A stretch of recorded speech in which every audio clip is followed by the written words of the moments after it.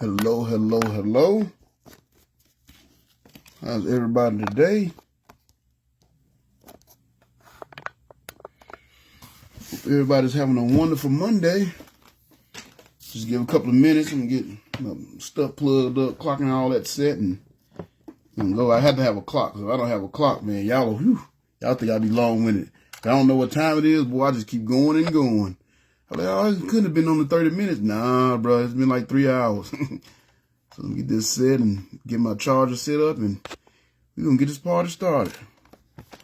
But I got a review today, so I do want to finish this lesson up today, which we should be able to. Only got the last 4 points, a couple of reference points we'll go back to from previous lessons, things I bring up from previous lessons, we'll reference back to them.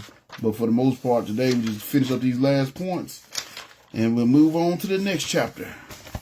What up, man? Appreciate you being here, bro. Hope everything good. Hoping your new year started off good. Charge out just in case.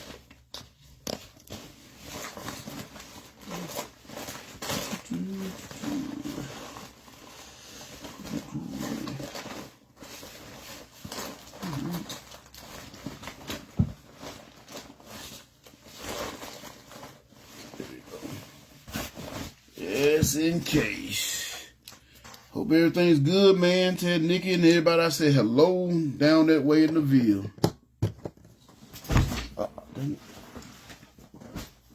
All right.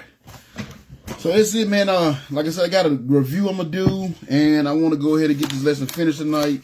So I'm just going to go ahead and jump into it, and I know everybody else is going to come in as they come in, and I know I've been getting a lot of views after the video is actually over, people watching it like on YouTube and stuff. So I'm just going to go ahead and get started and pray that whoever needs to hear it will come across it and get the Lord speak to your heart, their heart, and they'll come across it, and they get to hear this word that we have as we finish up this chapter today. So,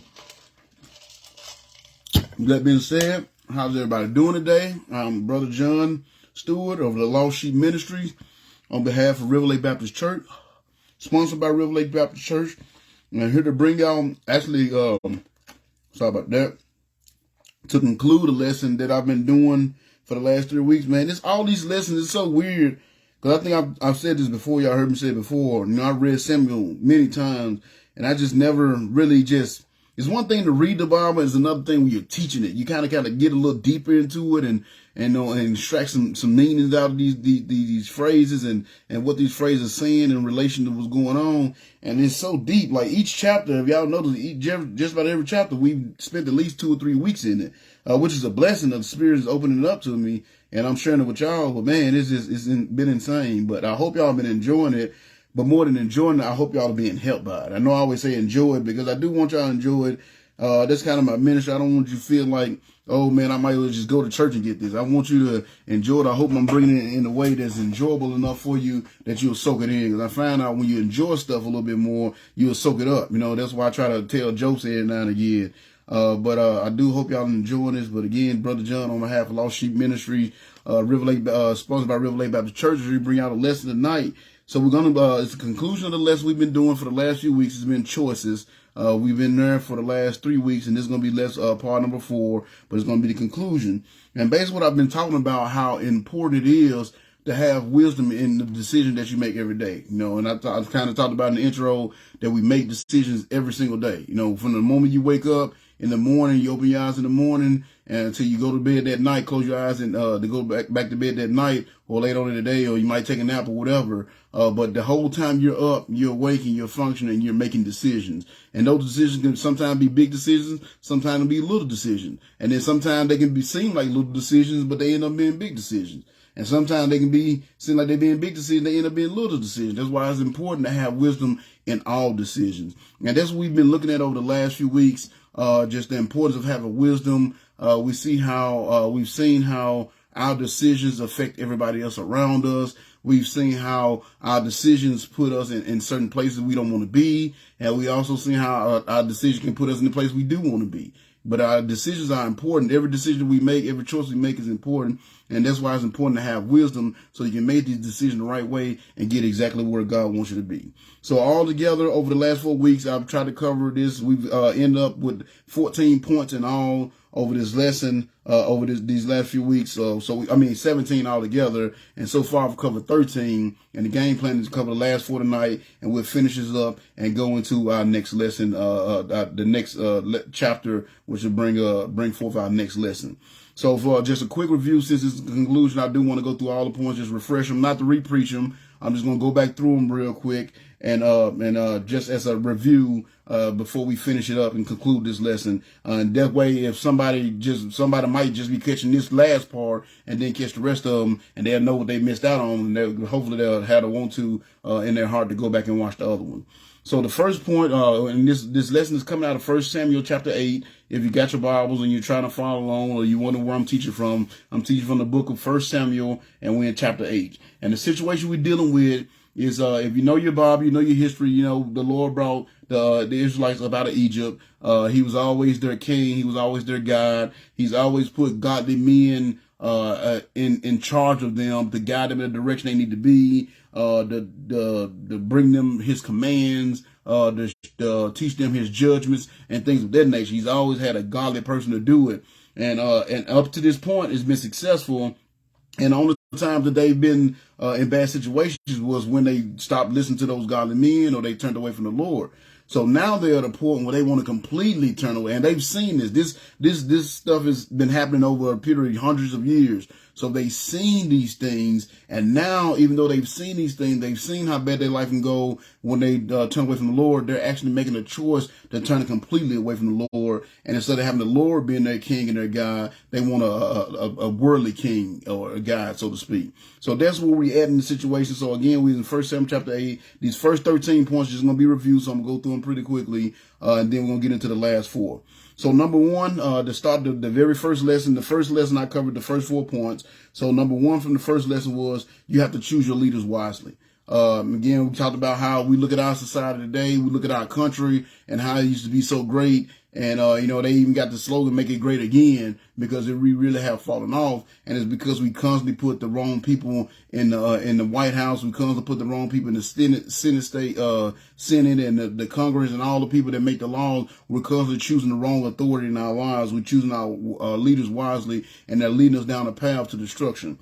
So number 1 from this lesson was you have to choose your leaders wisely, because if you don't choose them wisely, they're going to lead you in the wrong direction. And 9 times out of 10, that direction is going to be away from God.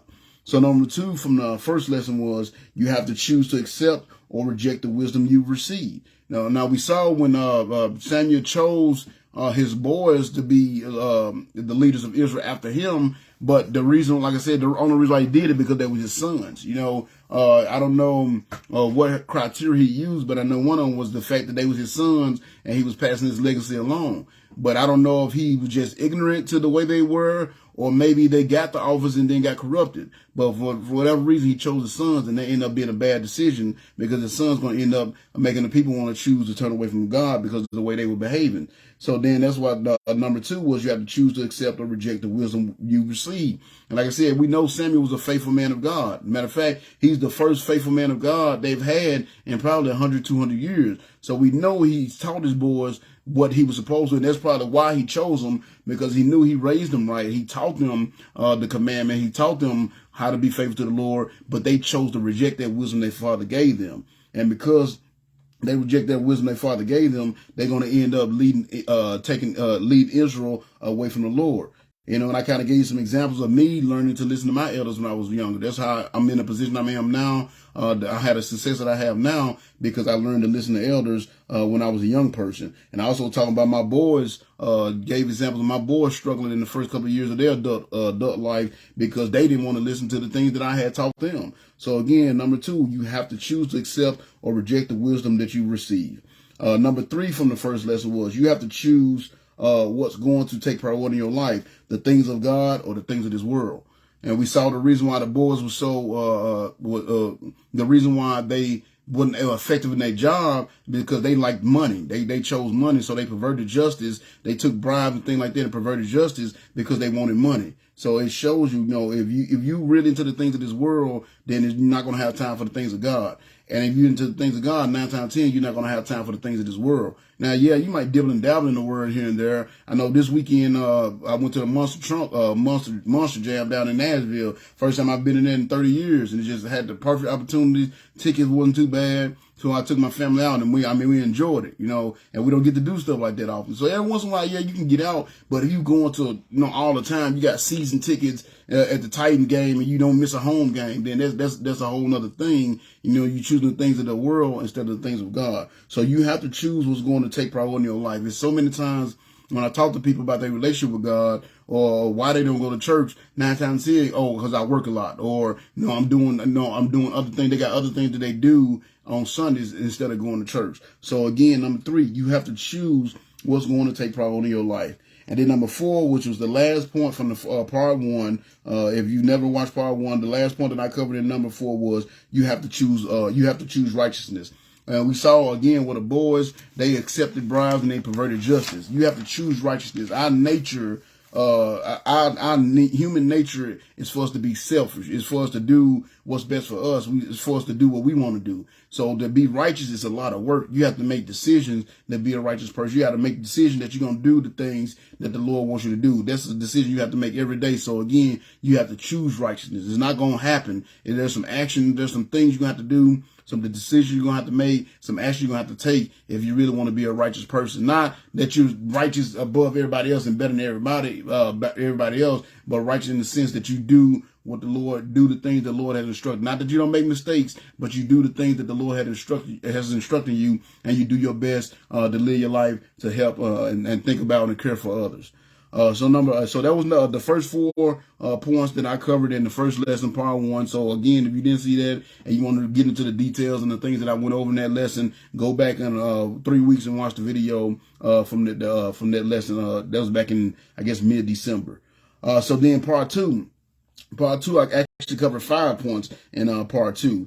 So number 5, which was lesson number 2, was it started off with you have to choose, you have to realize your choices affect the choices of others, and we saw that because his sons chose the world, they influenced the people to choose the world, and I talked about how parenting is a perfect example of that. The things that you choose to do as a parent is going to actually come back up again, but the things that you choose to do as a parent is going to influence what your children are going to end up doing as adults as well. And actually this is a little side note, but y'all know I'm always talking about soul winning, and hopefully I talk about so much that it bring you under conviction, you end up going to do it yourself. But I actually got to see kind of a reverse of this very point in action, but it was reversed where the children end up influencing the mom kind of thing. So what happened was I was out soul winning. Just real quick little side story, and I'm gonna get back to the intro. So I was out soul winning this Saturday. And y'all remember I told y'all my truck. I finally got my truck back, thank God,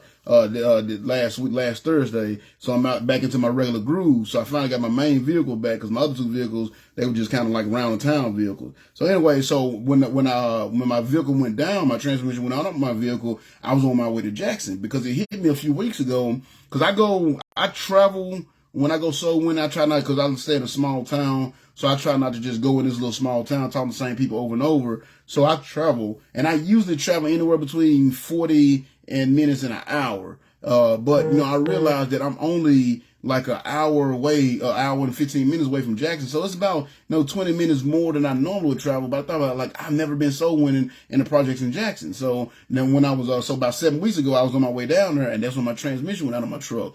Well, now I got my truck back. I've had it for a week. Seeing me running good, I was like, you know what? This weekend, I'm going to go soul winning down in Jackson again. So I tried to attempt to go down to Jackson. So I did. And I went down there, man. That project, it was huge. It was a huge project. And it was so huge that I didn't even know where to start. It was just, and the weather wasn't good for me. And the one thing I hate, I like when the weather's good when I go soul winning the project, because when the weather's nice and sunny and warm, everybody's out. So I don't have to knock on doors, because there's so many doors in the project. You're not going to, if you have to knock on doors, it's going to be hard for you to get a lot of the area covered. Whereas if people's just outside, you can go talk to the people that's outside. Don't have to worry about wasting time knocking on doors. So, but the weather was kind of cold and rainy, so it wasn't a lot of people out. So I actually had to knock on doors. So again, I made a choice.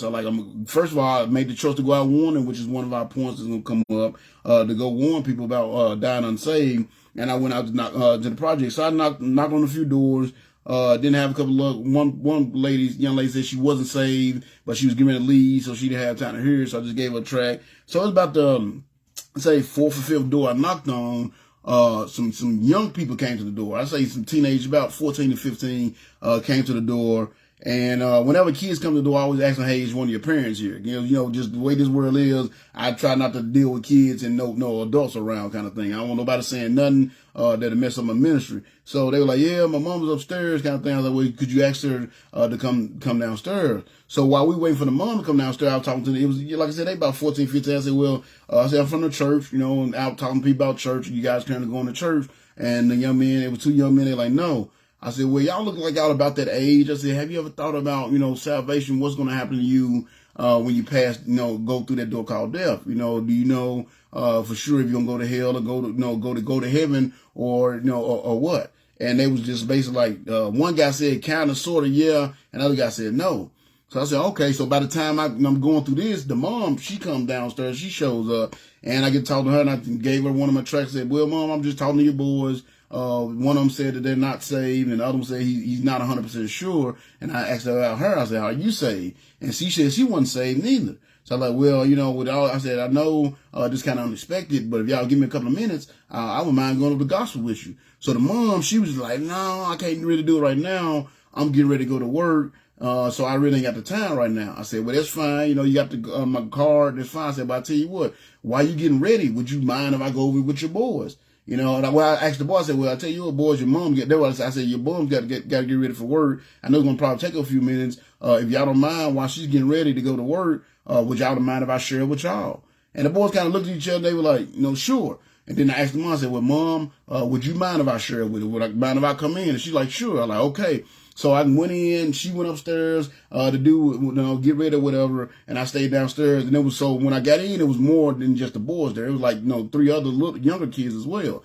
So, you know, so I got in, I gave them one of my cards, and I started going over the gospel. Now, normally when there's a lot of young kids, they get a little bit rowdy and rambunctious. But, man, I can tell the grace of God was there because, man, them kids just sat down, and when I started going through the gospel, all of them were listening. You know, and they was anywhere between the ages, I say about, you know, 6 or 7 to about 15, you know, so it was about 5 of them in all. So I got to going over gospel, and they sat down and started listening. And so by the time I got to going through gospel and asked them, did they want to get saved, the young men said yes. So now whenever I'm going over the gospel, I try to, especially when I'm dealing with kids, I try to ask questions to know whether it's kids or adults, but especially with kids, I try to ask people questions to make sure they understand what I'm explaining and make sure they understand what's being taught kind of thing. So there was a couple of times when I asked questions where the kids got stuck on the question, but the mom yelled from upstairs, like she answered the question. So I knew that even though she said she was getting dressed, she had a time, she was listening. Cause like I said, it just got like pitch quiet in the house. Like I can understand what she was able to hear. So she was actually listening in. So she was even answering some of the questions. So that blessed my heart too. So like I said, I got through, got going, got through, finished the gospel, asked the young men if they wanted to get saved. They said yes.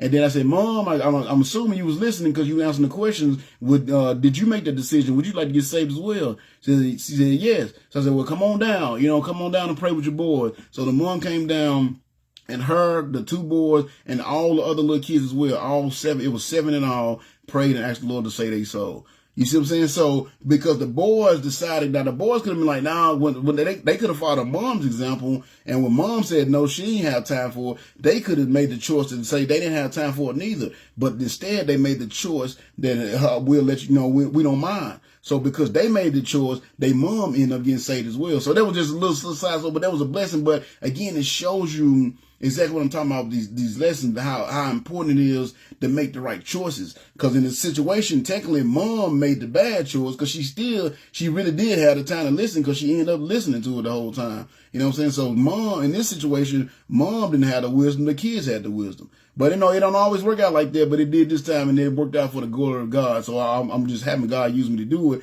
But it just shows you, you know, how important decisions are. So that's why, I wanted to, when I was going through this review, I wanted to bring it up because, again, it shows you have to realize your choices affect the choices of others. So again, the mom could have said no, because she said no. The kids could have said no, and maybe never end up getting saved. But because they made the decision, said yes, they end up getting saved, and the mom got saved. So number 5, you have to realize your choices affect the choices of others.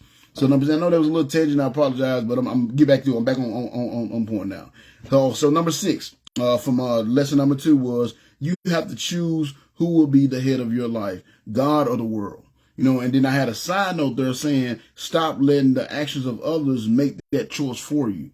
You got to choose who's going to lead your life, the world or God. And a lot of times people say, well, God, and they'll follow a certain person. I told, like, even with me, as long as I'm bringing y'all these truths, as long as y'all can open y'all Bible up and see that everything I'm saying is true, keep following me, because I'm a lead you to the Lord. But if I get off on some weird stuff and I close this Bible and start bringing you some text from some other weird book, stop following me, but don't stop following the Lord. It's too many times where we'll let the actions of other people, because this person who's a human made a mistake, we'll let that ruin our relationship with the Lord as well. So we got to stop doing that. So that's why I said number 6, you have to choose who will be the head of your life, God or the world. And a side note was you have to stop letting the actions of others, make that decision for you. And then I even gave you Corinthians chapter 11, verse 1, where Paul said, be ye followers of me, even as I am of Christ.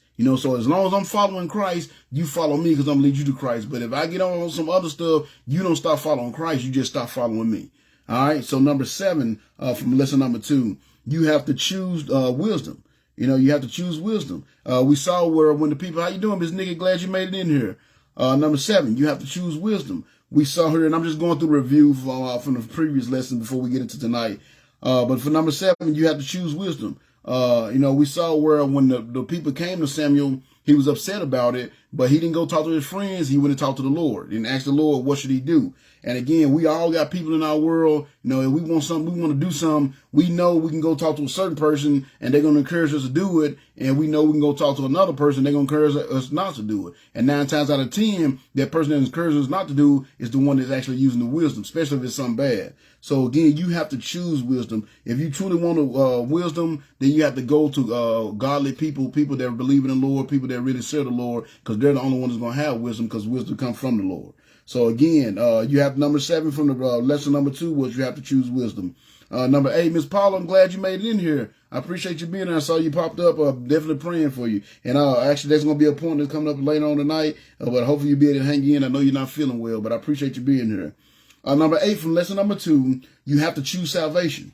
You choose whether you spend eternity in heaven or hell. There's something that we've too long went on believing that the devil tricks us into hell or God sends us to hell. No, you choose whether you want heaven or hell or not. And just like I was talking about example number 5, the mom, she chose like, oh no, I don't want to hear it. But yet the kids say, no, we do want to hear it. And because the kids decided to hear it, mom got to hear it, and they all end up getting saved. So again, we got to understand, if you die and you go through that door called death and you end up in hell, it's because you chose to be there. So number 8, you have to choose salvation. And then number 9 from part number 2 was you have to choose to warn others of the horrors of dying unsaved, which is soul winning. And again, that's something I talk about all the time. And I hope, me talking about it, like I said earlier, I hope me talking about it, bring on the conviction about it, you'll start doing it as well. Because I can't do it all on my own. As much as I would love to, I can't. I got to have y'all help. So I got to have more people out there with me, beating down the bushes, trying to compel them to come in. But you have to choose if you're going to go out and warn others. Every Saturday, I choose to get up and I go out and I warn others about the Lord. And so far, thank God, God has really been blessing me, y'all. He's been using me over the last 7 weeks. I've never had this happen before, but for the last 7 weeks in a row, I've led somebody to the Lord. Through the grace of God, I've led somebody to the Lord for 7 weeks in a row. So over the last 7 weeks, I've led by the grace of God, not I've done it, but the Spirit in me have done it. But I've led over 25 people to the Lord. So it's been a blessing, and that's because I choose to keep going.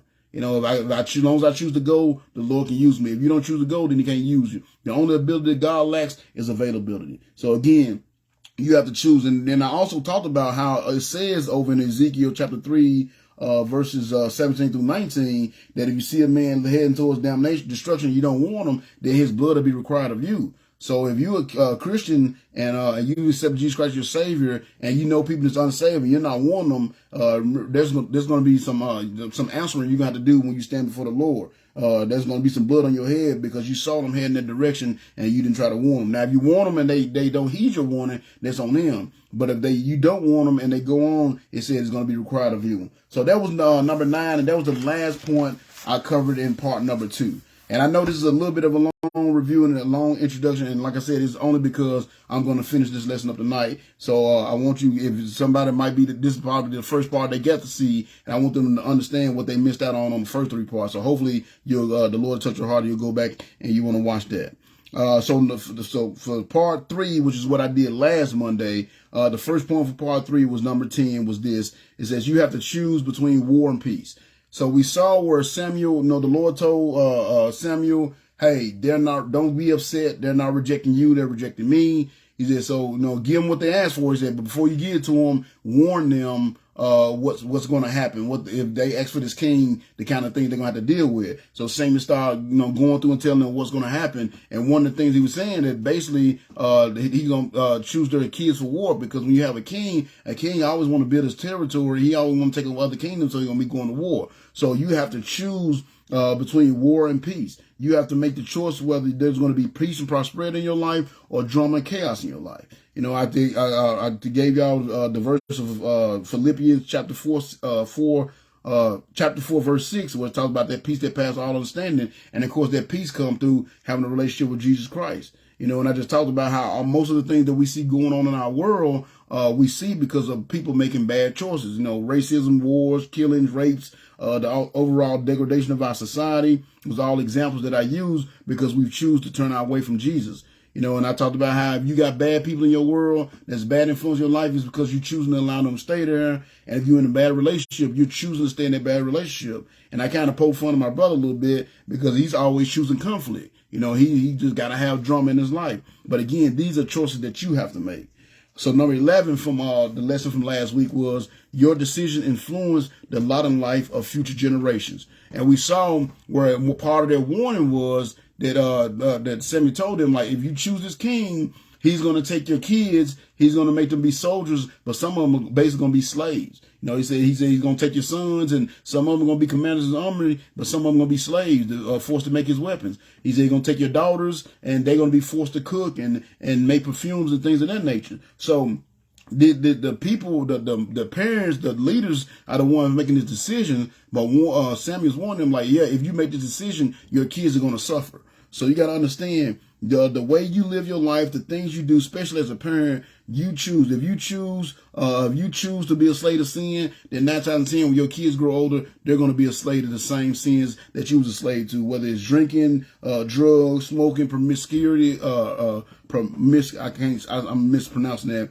being promiscuous. But whatever it is you choose, if you choose to stay on that path, then 9 times out of 10, you're making a way, you're creating a path for your kids to walk down that same path, and they might suffer from the same things. So that was number 11. So number 12, from the lesson from last week, you have to choose if the work of your hands will be a blessing to you or your family or a ransom to others. In our society, and I talked about how our society is going towards socialism, and I talked about how if you really want the work of your hand to be a blessing to you, then you need the work of your hands should be to do something for the Lord. Because if you work for the Lord, it's going to be a blessing to you and your family. But if you work for yourself, you work for the world, then the world will give it to you, but he's going to do everything he can to take it back from you. So that was number 12. And then number 13, which was the last one that we covered last week, was which finished up lesson number 2, was you have to choose if you truly want freedom or to remain oppressed. And when you reject Jesus, you are choosing to remain a slave to your sin. Because you remember, and I gave you the verse over in Matthew 11, verses 29 and 30, where Jesus said, take my yoke upon you, take my yoke upon you, because my yoke is easy. So when you're rejecting Jesus, you're rejecting to remain oppressed and a slave to that sin. And I just gave you a couple of examples of people that I come across that chose to reject Jesus, so therefore they chose to stay a slave to their sin. So that was the review. And I know it was a little bit of a longer. I tried not to do only 15, 20 minutes on the review. But again, I wanted to go back through all the points because this is going to be the last lesson. And I'm hopefully, as I went through the review, this is only the review. So if you've seen something and I just spoke something and you're like, hey, that's pretty good, I would love to have heard more about that, go back and watch the other videos, part 1, 2, and 3, because it will cover those points that I just went over. So now for tonight, again, if you got your Bibles and you're going to follow along, we're going to be in 1 Samuel chapter 8. Actually, it's only 3 verses that we got to finish out the chapter, but it's 4 points and it's several references that coming out that verse. So don't think, oh man, we're going to get out early, which I hope we do. I try not to prolong it for, unnecessarily, but I do want to bring out these last few truths because they are very important truths. So we're going to start off in 1 Samuel chapter 8, verse number 18. So with that being said, I'm going to go ahead and pray, and then we're going to jump into tonight's lesson. So dear Lord, Heavenly Father, thank you so much for watching over us. It's already, every time when I go through the reviews of the points, man, it get good to me, help me get warmed up, so to speak, because I'm already, I can feel my spirit already riled up. Want to jump into the night's lesson, just going back over the points that we've already covered, because this has been a wonderful lesson, Lord, and I thank you for giving it to me. I thank you for letting your spirit guide me in the direction. When I read through this chapter, guided me in the direction I need to go with these points to bring these truths to the people, Lord, to help them see how important it is to make the right decisions, and how important it is to have wisdom when we make these decisions. And so I pray that as we finish this lesson up tonight, Lord, that you do the same that you've been doing for the last few weeks. Just let your spirit work through me to bring out these truths, but more importantly, let it also work upon the hearts and the minds of anybody that's watching this video, whether they're watching it live now or they're going to watch it later on. Help them see how important it is, the decision that we make in the day, especially with this being the beginning of the year. Everybody make big brash decisions at the beginning of the year, so this was the perfect opportunity, honestly, to cover this lesson, to see about decision making and how important it is to have wisdom when we make our choices. So I just pray you just let your spirit work upon their hearts and minds to be able to accept it, not only accept this wisdom, but to use it and apply it to their lives so they can get to where they need to be according to your will. So we actually just watch over us tonight as we go through this lesson. Let your spirit work upon me and work through us all so we may all be better Christians and have a closer relationship with you and make better choices when we leave this session here tonight. Thank you so much for all you've done and given. And I say this prayer in one of your son Jesus' name. Amen. So, all right. So again, we're going to be in 1 Samuel chapter 8, verse 18. This is where we're going to start. And like I said, it's only 21 verses, so I should be able to get through this tonight. But y'all know me, that spirit get to take it over, man. I get to going. But like I said, of course, I always like to announce, I am reading out the New Living Translation, so you got a Bible and you follow along. And it's not like, man, that's not my Bible say. It's because I am using the New Living Translation. I am a King James believer. I'm not being a heretic. It's just that my ministry is a lost sheep ministry. And it's for people that don't necessarily have that close relationship with the Lord just yet, or just want to build that close relationship with the Lord. But my ministry is for the hustlers. Like everybody can, I believe everybody can benefit from it, but it's based upon my ministry is for the hustlers and the ones that maybe not educated, the ones in prison and jail and things of that nature. So that's why I just read out the New Living Translation just to make it easier to understand. But I am a King James believer, and that's what I read out when I do my lessons. When I put the lesson together, but I read out the New Living Translation just for everybody else. So with that being said, again, I'm going to go ahead and jump into it because I do want to get this finished tonight. So we're going to start off over here in 1 Samuel chapter 8, verses 18. So again, the situation where we had, this is right at the end of the warning. Remember, that was one of our points. You got to choose to warn others. Choose if you're going to go out in the world and warn others. So this right here, what we're picking up at, this is the last line of the warning that Samuel was giving them, because the Lord told them, okay, they want a king. If that's what they want, they can have him, but warn them what to expect, so they'll know what to expect when they get this king. So this is right here is just the end of the warning. One of the last warnings he gave them, he told them, just real quick to read through this warning, because he told them what he's going to do. He said, this is how a king would treat you, Samuel said. The king would draft your sons into his army and make them run before his chariots. Some will be commanders of his troops, while others will be slave laborers. Some will be forced to plow his fields and harvest his crops, while others will make his weapons and chariot equipment. The king will take your daughters from you and force them to cook and bake and make perfumes for him. He will take away the best of your fields and vineyards and olive groves and give them to his own servants. And he will take 1/10 of your harvest and distribute it among his officers and attendants. And he will want your male and female slaves and demand the finest of your cattle and the donkeys for his own use. And he will demand 1/10 of your flocks, and you will be his slaves. So as I read through that, y'all see where I came up with those points that I came up with right there. So that's where it was at. So then he had one more warning for them And that's going to be our first point of the night, which is going to be point number 14. So to finish that little paragraph right there, he says, now so he gave him the warning. He said, if you ask for this king, this is what's going to happen. He said, now, if y'all still want to make that decision, this is what he's saying. He said, so if you still basically saying, if you still want to make that decision, when that day comes, you will beg for relief from this king. You are demanding, but the Lord will not help you. So think about that. He said, when that day comes, like, I'm telling y'all this, if y'all ask for the king, this is what's going to happen. And if you still want them, I'm giving you the warning now, but if you still want them, this is what's going to happen. And when that happens, you're going to come back to me asking me to get rid of them, but I'm not going to help you. That's you got to understand something, y'all.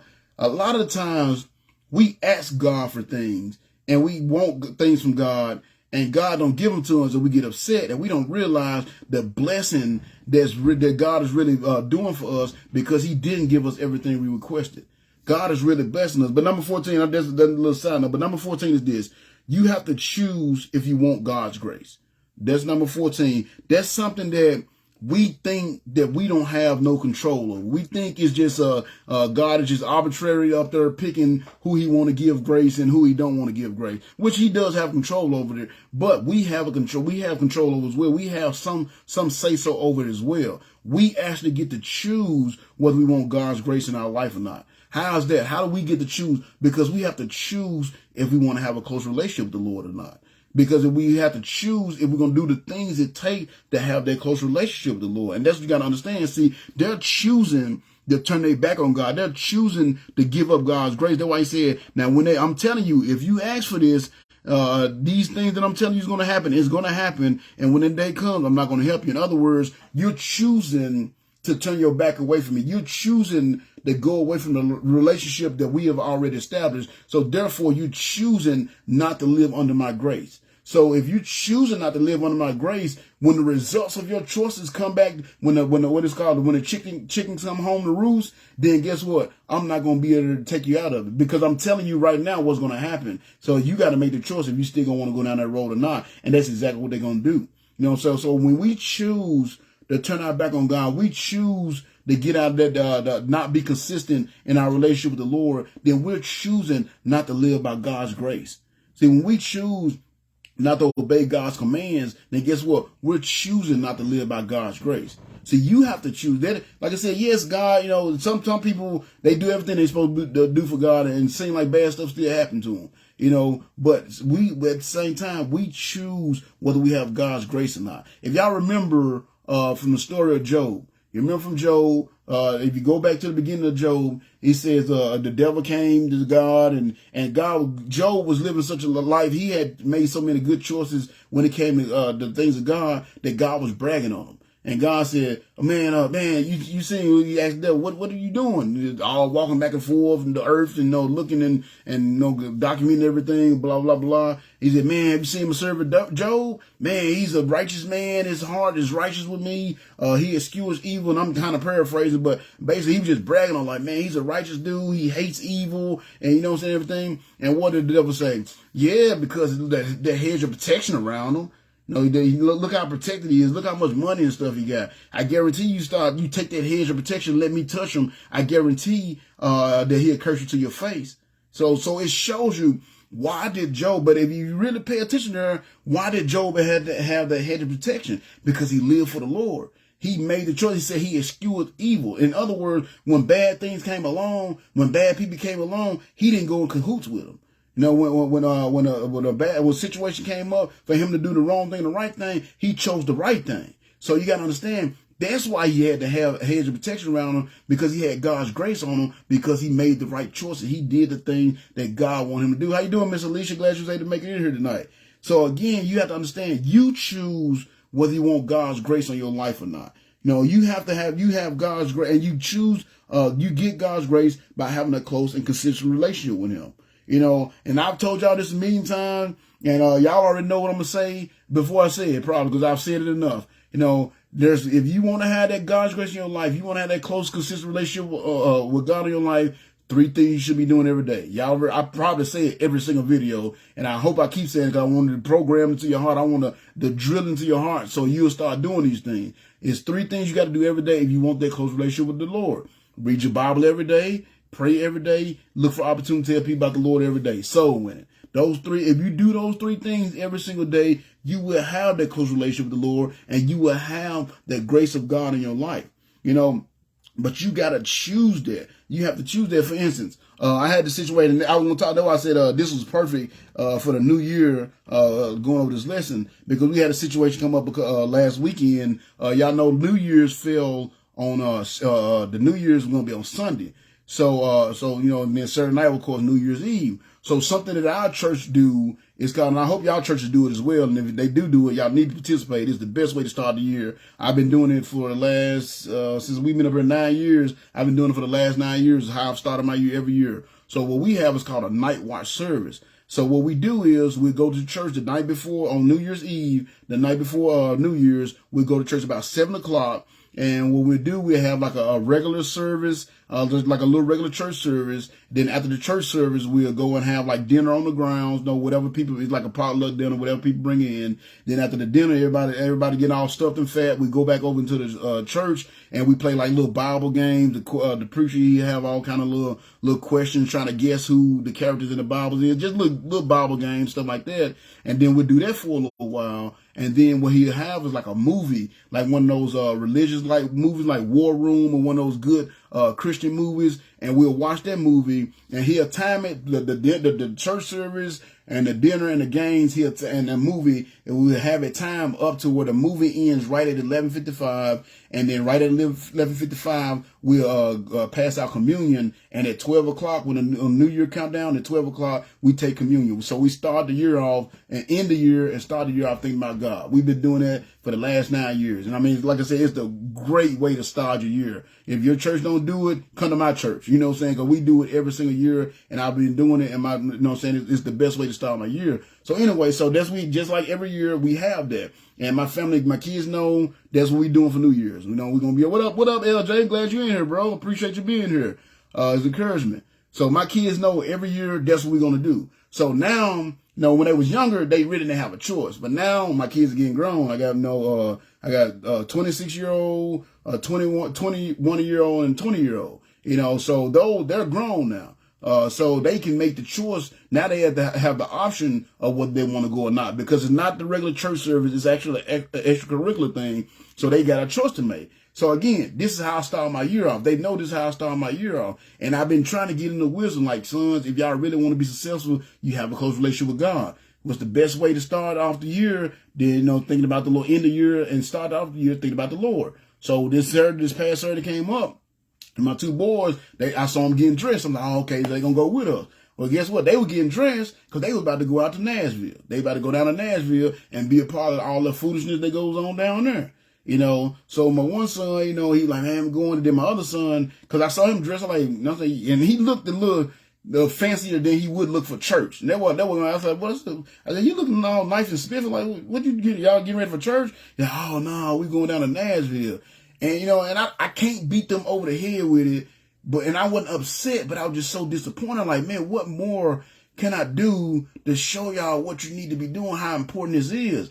And I said, man, so you telling me instead of going and starting your year off the right way, y'all finna go down there and be in all that foolishness that goes on down on New Year's Eve, all that traffic, all the drinking, smoking, all that. I said, man, y'all, and the reason why I got on about it, because they both this past year told me they wanted to get closer in their relationship with God. They've said that, and I said, you can't tell me that you want to get closer in your relationship with God, but yet you going down, you going down there. And like I said, I didn't get on them. I didn't jump down their throat or nothing. But I said, look, your words and your mouth is saying that you want to have a close relationship with God. But your actions is telling me that you really don't. Your heart is not there just yet. I said that. So I said, man, y'all go have fun, be careful, but think about that. I said, your mouth say that you want a close relationship with God, but your actions don't say that. Because if you really had it in your heart to have a close relationship with God, you'll be going with us to church tonight, and y'all won't be going down to Nashville. So, and I just finished getting ready. Like I said, I didn't curse him out. You stupid. I didn't do nothing. I just kind of left him with that. So then I finished getting dressed because I was getting ready to go out soul winning, because I went out soul winning Saturday too. So I was getting ready to go soul winning, and he came and was like, Dad, can I go soul winning with you? I said, you can. I said, but I'm let you know right now, it's going to be late if I get back. You ain't going to have time to go down there. He said, nah, I ain't worried about going. I'm just going to go with you. So again, I didn't guilt trip or nothing. I just really wanted him to think about that. And that's what we have to understand.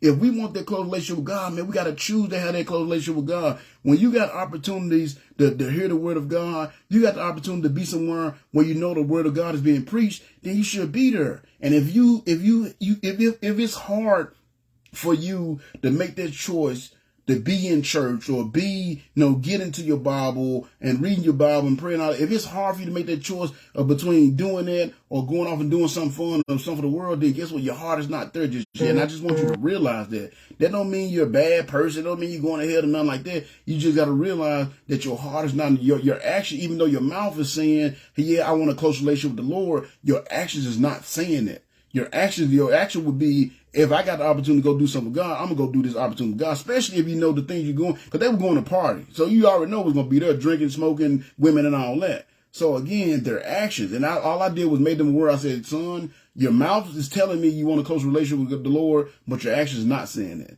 And he ended up going out somewhere with me, and we ended up leading somebody to the Lord, and he ended up going to church with us that night and all that. But the other one still went. So one of them chose to stay home and go with me. The other one, he still went down. He went down, had a good time, and went no animosity. He came home, went to church the next day. Fine. It was his choice. And like you said, LJ, it's a learning curve. And I told, I said, son, and that's kind of what I told myself. I said, man, I love y'all. I'm doing everything I can to be an example of y'all and show y'all what y'all got to be do to be successful. I said, but that's the thing. I can only show you. You have to choose to accept this wisdom. Just like we was talking about with Samuel's boys. Obviously, they rejected his wisdom. I said, y'all got to choose. I said, I can't live your life for you. I can't force you to do anything. I can only show you the way to live. And right now, your actions are not saying that you want to have that close relationship with the Lord like you told me. And like I said, in the end, I guess he got under conviction about it. And my one son ended up going with me, going soul winning with me and then going to church with me. But my other one, he went on down to Nashville, parted his butt off. And of course, I prayed for him. I was like, Lord,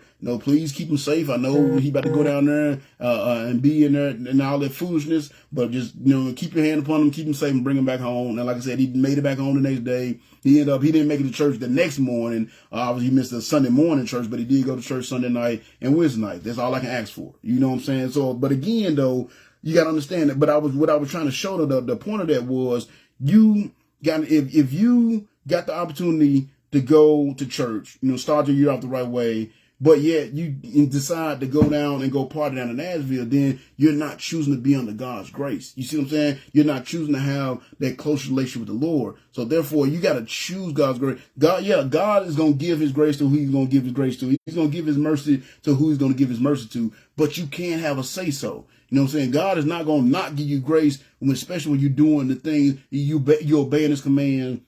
You're doing everything you can to have that close relationship with him, and you're doing everything to walk with him.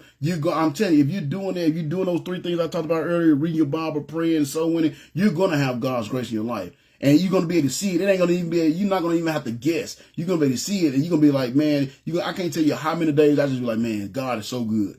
When you have those days, and I know Miss Nikki, she says all the time, Miss Alicia says all the time, when you have those days where you're like, man, God is so good, that's you feeling that grace. You're seeing that grace. And again, you have to choose that you want that grace. And the only way you can have that grace is by having a close, consistent relationship with them. That's the only way you can have that grace. You know what I'm saying? If it's a problem for you to go to church, a lot of people, they don't like going to church. Oh, I don't like the hypocrites and I don't like the way they do this and they try to program it. And I can understand that. But the thing is, you got to understand, when you go to church, you can't go to church for what everybody else is doing. You can't go to church to see what such and such is doing. You can't go to church to see what something. You need to go. When I go to church, I go to church because I'm hoping to get some wisdom. I'm hoping that most of the time when I go to church, me and the pastor, because you know what I'm saying, we can't think alike, we both get in our Bible. So most of the time I preach all the time. So most of the time, most of the stuff he's saying is, I already know kind of thing. You know what I'm saying? But once in a while, when I go in there, he hit me something like, ooh, I was like, that was fire. I didn't think of it. You know, I never would have thought of it. I love the way he put it. And that's what I go to church for, to get those little nuggets there. And that's what you got to go. It's for you. You can't worry about what everybody, you can't worry about the fact that such and such was out drinking. You saw them out drinking last night, drunk last night, going home with somebody, and now they in church this morning, and that's bothering you. You shouldn't be worrying about them. You should be worried about what the preacher's saying, so you can continue to build your relationship with the Lord. And again, like Ms. Nikki said, restore your soul. Make sure your soul and your spirit in the right direction. That's the reason to go to church. But it's so many times we let little things keep us out of church, and we don't realize that by letting these little things keep us out of church, letting little things keep us from having that consistent relationship with the Lord, then we letting little things keep us from God's grace. See, we got to make the choice whether we want God's grace on our life or not. You know what I'm saying? And I'm in it with this because I'm spent way too long on this point that I wanted to, but it's just so important because, again, at the beginning of the year, though I said this is the perfect time, everybody make New Year's resolutions. I don't make New Year's resolutions. The same resolution and the goals I had this year, it was the same one I had last year, the same one I had a year before that, the same one I had for the last 19 years, and that is to have a closer walk with God. I know I'm not perfect by no means. I know I have zero room to judge anybody. I can't judge anybody. I'm not perfect by no means. And I know that I still got so much room to grow. And if I can grow and get to being that faithful, I think I told y'all before, my goal, the Bible, there's a saying that the world has yet to see what the Lord can do with a man that's 100% dedicated to him. He said a man like that can change the world. That is my goal, to be that man, and I know I'm still not there. I don't even know if I'm 50% just yet, to be quite honest. Y'all might think, oh man, he be on it, he be so winning and all that. I still might not be 50% just yet. You know, I don't know where I'm at. That's for God to determine, but that's what I work toward every year. You know, if I was 50% last year, maybe hopefully by the end of this year, I'll be at 55%. And I keep on working, but I'm going to keep on working to the day I go through that door called death. That is my goal. And that should be your goal. When you're making these New Year's resolutions, it shouldn't be so you can have a bikini body, so you can have a hot girl summer. It shouldn't be so you can have $20,000 in the bank so you can buy your house. It shouldn't be so you can have whatever car. Your goal every year your resolution every year should be, I want to be closer to God this year than I was last year. That's my goal every year. I want to do more for God with my life this year than I did last year. And guess what? So far, that has been happening. Because like I told y'all, for the last 7 weeks, the Lord has used me to lead 25 people to the Lord over the last 7 weeks. I've never had that happen. 7 weeks in a row, God has put me exactly where I need to be so I can share the gospel to somebody and lead them to the Lord. That has never happened. But that's my goal. My goal is to do more for the Lord than I did last year. You see what I'm saying? That's my goal. So again, if you want to have God's grace in your life, you have to choose that you want God's grace. And that's what's going on here with Israel. To get back to the lesson that I got out of, he said, he told him, he said, if you choose a king, this is what's going to happen. All these things are going to happen. He said, and when that day comes, you will beg for relief from this king that you are demanding, but the Lord will not help you. In other words, you chose to get out of his grace. So, you know what I'm saying? And that's why I always tell people when things go wrong, when things go bad in their life, they like, God is picking on me. No, you're making decisions that's taking you out of the grace of God. You're making decisions that take you from that wall of protection. You know, that's why it says the devil goes about as a roaring lion seeking whom he may devour. How do he know whom he may devour? What's the criteria? You know what he's looking for? He's looking for those people that's out there out of the will of God. That's what he's seeking, whom he may devour.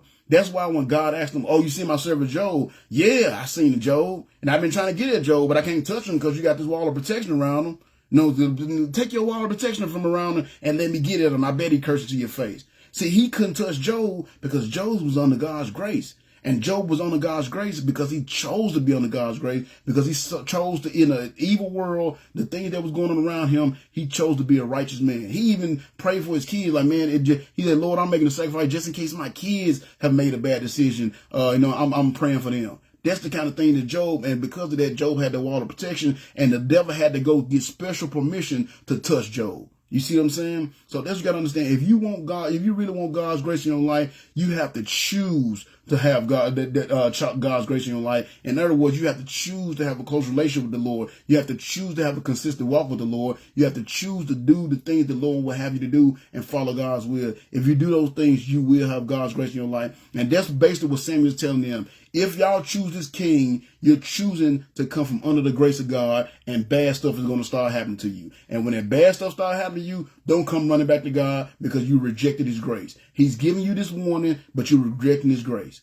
So now at this point, if you had any kind of wisdom, that's why this really kind of the main point of the lesson why I called it, the importance of having wisdom in your decision making. Because if you have any kind of wisdom, after Samuel went through that warning, telling them how they're going to end up being slaves, telling them how, their kids going to be slaves, how this king going to take everything from them. If you had the slightest bit of wisdom, what would you say? Man, forget that. I'm just going to stay with God. But watch what happened. And it's going to reference back to some of our previous points. So look at verse 19. He said, but the people refused to listen to Samuel's warning. They refused. Samuel gave them the warning, but they refused. So that's going to take us back to reference number 9. You have to choose to warn others. So Samuel warned them, but they refused his warning. And there's going to also be a reference back to number 2. You have to choose to accept or reject the wisdom. Samuel warned them. He gave them the wisdom. He's telling them, man, look, y'all are making a bad decision. If you make this decision, it's going to be bad for you and it's going to be bad for future generations. What you going to do? And what it say? They refused the warning. So that takes us back to where that's why it's so important to make sure that you have wisdom when you make these decisions. The next line, they said, even so, we still want a king, they said. So again, we see that's a reference back to number 1. You have to choose your leaders wisely. That's number 1. They choosing this worldly king instead of stand on the grace of the godly king. So again, and like I told y'all when I first started doing this book of Samuel, that really, if you really look at it, if you know your Bible and you really understand your Bible, you're going to know that these decisions they're making right now and these things they're saying right now and doing right now is really the beginning of the end for the nation of Israel. That's what's going on right now. But you have to choose. You got to choose your leaders wisely. And they choosing to have this worldly king lead them instead of having the godly king lead them. And because of they choosing that, that's also a reference back to number 14 that I just went over is they're choosing to get from under God's grace. They're choosing to go into the mercy of the world instead of staying under the grace of God because of this decision they were making. So then the next line, it says in verse 20, they said, we want to be just like the nations around us. So again, that's a reference back to number 6. You have to choose who will lead your life, God or the world. Why did they want this king? Why did they want this king and not want to be under God? Because they want to be like the world. You can't truly be an effective Christian, an effective preacher, or whatever. You can't truly be an effective child of God if you're not going to separate from the world. You have to, not that you better than the world, not that you look down at the world, but you have to separate yourself from the world. You got to get away from those worldly things. But what do they want? They want to be. What do they say? We want to be just like the nation around us. We want to be like the world. We don't want God. God, we don't like his commandments. We don't like his, his faithful. We don't like his righteousness. We don't like his grace. We want to be like the world. We want to struggle like the world. And that's what a lot of Christians do. And that's why their walk with God is not very effective. That's why their prayers are not very effective, because they're saying that they want a relationship with God, but they choosing the world. They're following the world. You know what I'm saying? And again, I'm not perfect. I still got worldly things. I still like to listen to the rap music, and I don't listen to the new stuff. The new stuff is just, it's too negative. I thought our stuff coming up was bad enough. This stuff now is just straight evil, but I still listen to some of my the stuff that I grew up on. I got a love for because I grew up on it. I still listen to it. So I listen to gospel too. I mix it up. You know what I'm saying? But I listen to gospel too, a lot of gospel too. I listen to way more gospel than I do rap, but I do still listen to rap. I still got worldly things because I lived in the world for 24 years before I gave my heart to God. So again, I'm still growing, and that's why I say every year I try to be closer to the Lord than I was the year before. But you have to choose that. You have to choose who's going to lead your life, God or the world, and they're choosing the world. Samuel gave them this warning, and they choosing the world. And then the last part of 20, they said, our king will govern us and lead us into battle. So once again, that's a reference back to number 10 and number 13. Number 10, you have to choose between war and peace. Because what they say, our king is going to lead us into battle. So they already planning on going to war. They already know, because he's already told them that they're going to go to war, and they already plan on going. They say, well, he's going to be the one to lead us to battle. Well, why are you going to battle? Because you're choosing God. You're choosing to turn away from God. So you got to understand. So that takes us back to reference number 10. You have to choose between war and peace. And that's what they choosing. Instead of choosing peace, the peace that passes all understanding, that peace that comes with the grace, from the grace of God, they're choosing war. And they're already planning on that. That's why I say, oh, well, he's going to lead us in battle. And then also there's a reference back to number 13. You have to choose if you want to truly be free or remain oppressed. Because Samuel had told them, again, what did he say? He will want your male and female slaves and demand the finest of your cattle and donkeys for his own use. He would demand 1/10 of your flocks and you will be his slaves. So once again, they're choosing to be slaves. And a lot of us choose to be slaves because we won't let our past, even when we give our heart to God, even when we get saved, we still choose to be slaves because we refuse to let our past go. And that keeps us slaves to our past. That's one thing I talked about in another lesson. That being slaves to our past keeps us from the glory of God and being able to truly fulfill the things that God has for us. So again, we have to realize how important these decisions are. So those was references. I'm not going to re-preach those. If y'all want to see that, and I did preach those a while back, go back and see this. So I just kind of sped through those. But we see how these references are coming back up. These things that I was telling y'all in the beginning lessons coming back up because of these decisions that they're making. So they're choosing, they said again, they refuse to listen, so they rejecting the warning. We want a king. They said they choosing the wrong leaders. We want to be like the nation around us. They choosing the world. Our king will govern us. They choosing wars to the peace. They're making these choices. And the bad part about it is they're the one making these choices, but their kids and future generations going to be one that's going to suffer from them choices. That's the bad part about it. So now let's go to verse 21 so I can get to my next point. I ain't even got to point number 2, and it's already been almost an hour. I'm sorry, y'all, but it's been good. Number 21, he says, so Samuel told the Lord what the people had said. So Samuel told the Lord what the people had said. So that's going to be number 21. That's verse number 21, but that's going to be point number 15. This is something else you have to choose to do. You have to choose if you will go to the Lord on the behalf of others. You got to choose if you're going to pray for others. That's another choice that we have to make. I get prayer requests all the time. I know Miss Paula, I don't know if she's still in. She hit me up earlier, said she wasn't feeling well. So I told her, and she said, will you pray for me? Of course I would pray for you. I'm definitely praying for you, Miss Paula. Appreciate you being here. And I don't even know. I think she came across this station with my page through another friend's page. But she's been on here listening. She's even reached out to me several times for prayer requests and things like that. And I appreciate her being here as an encouragement. I will definitely pray for you. But that's something you have to choose to do. You have to choose, because sometimes people say, I'm going to pray for you, and they don't. If I tell you I'm going to pray for you, I'm praying for you. If I say, hey, don't worry, I'm going to pray for you, just know I'm praying for you. If it don't happen, it wasn't because I wasn't praying. It wasn't for like I tried. It's just God didn't give you that grace for that day or whatever. But if I tell you I'm going to pray for you, I'm praying for you. A lot of people, they say, oh, I pray for you, and they have no intention of praying for you. And you know why they don't have no intention of praying for you? Because they don't even pray for themselves. They don't have a regular prayer life. They say that because it sounds good. They say it because they hear the preacher say it. They say it because they hear people say it all the time that is thrown away. But how can you pray for somebody if you're not even praying for yourself?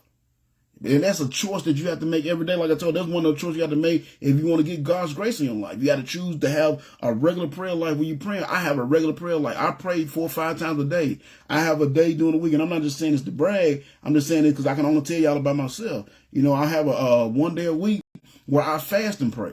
I fast 24 hours, and I won't eat until I get an opportunity to get on my knees and pray for at least, I usually end up about 2 hours. I try my best. Even God probably get tired of me sometimes because I was like, I'm just going to pray an hour today. And a lot of times I end up praying for 2 hours, but I pray. But even when I pray that 2 hours, guess what? If I pray for 2 hours, an hour and 55 minutes of that is praying for other people.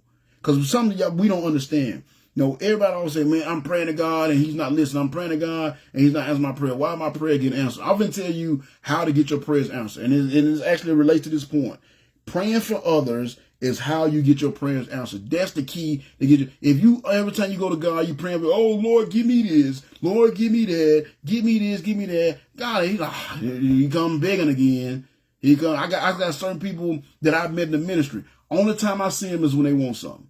Matter of fact, and I hate to be like this, but it's happened. I mean, every single time. I have yet to have it not happen. Every single time I see certain people show up, I know they're going to want something. Whether it's food, because we have a program in our church called a food pantry. Where we give out like box of food. You can get 1 box of food a month. A pretty decent box of food. We have that. Then, of course, with my ministry, a lot of times I have snacks and stuff. And then around the holidays, Thanksgiving, thing like that, we actually have dinners, and sometimes I only see people when we had a Christmas dinner. I only see certain people when we had a Thanksgiving dinner. Or when I see certain people, when they do show up, I say to myself, and I hate to be like this, but it's true. I'm like, oh, they're going to ask me for something for the night's over. And they'll sit there and they sit through the meeting and everything. And then once the meeting disperses and everybody having their snack, they'll catch me out by myself. Oh, you think you can throw me a couple of dollars for gas? Or, you think you can give me a food buck or something like that? It happens. They only pray. They only come when they need something themselves. And a lot of times we don't realize we do it. A lot of times, the only time we go to God and we want something for ourselves. God, I give me this. God, I give me another. I need a better job, Lord. I need a bigger house, Lord. I need a nicer car, Lord. It's only when we want things for ourselves that we really go to God. In reality, when you go to God, you should be going to God for other people. When I go to God, I pray. Like I said, I've actually had times where I prayed, and by the time I got through praying, I forgot that I didn't even ask for nothing for myself. Now again, I'm not saying this, y'all, to show you I'm just super spiritual. I kid you not. When I pray for everybody else. And that's why I feel my life is so blessed. That my family is so blessed, because I pray for everybody else. When I go to God, I'm going to God on other people's behalf. When I go to God later on tonight, I'm going to go to the Lord on Miss Paula's behalf. I got a faithful member. Her name was Rhonda Durham. Faithful member. She used to be in his videos every video when I first started. Sometimes it was just me and her in here. You know what I'm saying? She's going through cancer right now. I'm praying for her just about every day. Every time I'm praying for her. That's what I do. I pray for other people. And if you really want your prayers answered, that's how. Matter of fact, I'm going to tell y'all another one. I'm going to tell you another secret that a lot of people don't know and don't understand about prayer. If you want victory over your enemies, you know the key to get victory over your enemies? Pray for them. Don't be out here trying to get your lick back. Don't be going out there trying to get back at them and you know what I'm saying, wish bad stuff. If you really, even the Jesus said that, you know what I'm saying, he said, if you see your enemies, you see them thirsty, give them something to drink. If you see them and they hungry, give them some food. Said, when in doing so, you're heaping coals on their head. If you really want to get victory over your enemies, pray for them. This really is weird, but that's not the worst thing you can do, because you know what that does? It takes that guilt and the guilt and the sin off of you, and it puts it back on them, because they talking about you behind their back, they messing you over, they stealing from you, and what you doing for them, even though they hate on you or they trying to kill you or whatever, you're praying for them. Man, it ain't nothing bigger. It ain't. If you really want to get your enemies back, pray for them. And don't just say, well, I'm praying for them, Lord, so you get them. No, wholeheartedly pray for them. I pray for my enemies every day, whether I know them or not. There's some people I know that can't stand me, and there's some people that I don't know. But when I pray, every day I pray, Lord, I pray for my enemies. I pray that you give them exactly. He make me a footstool. I pray for my enemies. Lord, give me power, love, and wisdom over any problem that's going on in their life. You know what I'm saying? Especially if they don't know you. Please, you know what I'm saying, bring them back to you. And I pray, I always pray, Lord, whatever inequity they have in them or I have in me that's making us not like each other, help us forgive each other for it. I like it. If I've done something to warrant the hatred they have toward me, show it to me. Give me the courage to correct it. That's something I pray for every day. That's how, if you want to have victory over your enemy, pray for them. That is the key. And we see that if you look over, I can't remember what chapter it's in, but you remember when Solomon became king. When Solomon became king, it said he made these big sacrifices. And when Solomon in the beginning, now the end of Solomon's reign was horrible, but in the beginning he started out, he was a man of God. He was a mighty man of God, and he was very obedient. He loved the Lord. So when he first started off, he made this huge sacrifice. And that night, the Lord came to him in a dream and said, look, I've seen your sacrifice and I've heard your prayers. What do you want? He said, I'll tell you what, you got to think about, God gave this dude a blank check. He said, whatever you want, I give it to you. Just tell me whatever, because of you, I can see your heart is in the right place. Whatever you want, I give it to you. And you know what Solomon asked for? He didn't ask for jewels. He didn't ask for a long life. He didn't ask for the rule of the world. He know what he asked for? Lord, give me wisdom to lead your people in the right direction. Give me the wisdom I need to lead these are your people. I want to make sure they go in the right direction. I don't want to be a bad influence in their lives. Give me the wisdom I need to lead your people in the right direction. What was he doing? He was praying for the well-being of others. Lord, you've taken care of me. I just need you to put me in a position where I can take care of others. Give me the wisdom to lead your people in the right direction. You know what God said? He said, because you have asked this. He said, not only am I going to give you more wisdom than any king has ever had or ever will have. He said, I'm also going to give you the things you didn't ask for. He said, I'm going to give you riches beyond your wildest dream. Your enemies are going to be your footstools. Your enemies ain't going to be able to even come near you. He said, I'm going to give you, you're going to have a nice long life. You're going to have everything you wanted because when you prayed, you asked me for things for others and not for yourself. That's the key to getting something for God. When you go to God, man, stop going to God begging for yourself. God, give me a cuter girl, or a girl with a bigger booty, or some ridiculous like that. I remember I used to pray for stupid stuff like that. You know, I thank God that he didn't answer a lot of prayers that I used to have before I really came to know him. Because I would have been in this world stuck on stupid right now had he granted my prayer request. Stop going to God and asking God for things for yourself. When you go to God, ask God for things for others. Pray for others. Y'all heard me in my prayers when I do here. You know, I pray for my men. Lord, give me the wisdom to guide these people in the right direction. The ones that have been faithful. The ones that come in here week in, week out, listen to me. I pray that I'm leading them in the right direction. Kind of what Solomon did. Lord, if they're sick, help them, heal their bodies. I pray for everybody else. I'm like I said, if I pray for 2 hours, an hour and 55 minutes of that, it'd be for other people. And when I pray to myself, it's like, oh yeah. And really, I just like, man, just keep doing what you're doing. I mean, I'm blessed. Yes, I would love to, be debt free and all this stuff. Like, but honestly, man, I've never been without electricity. I've never been without water. I've never been without a vehicle. My vehicle might have been on the last leg, but I had vehicles. I've never been without a place to stay. I've never been without somebody that can be there for me in my time of need. I've never wanted for nothing. So when I do pray for myself, I really just tell Lord to keep doing what he's doing. Keep filling me with your spirit. Keep giving me your wisdom. Keep guiding me to where I need to be so I can do your work. Keep giving me the wisdom I need to guide the people in the right direction. Those are the things that I pray for when I pray for myself. So even then, even though I'm praying for myself, I'm still asking for something that I can use to build his kingdom and to help others. That's how you get God in your life. That's how you get God's attention. And we see that because when you look at Moses, I'm going to go real quick to Deuteronomy because I'm reading Deuteronomy right now. And I'm going to show you exactly what I'm talking about, how praying for your enemies work.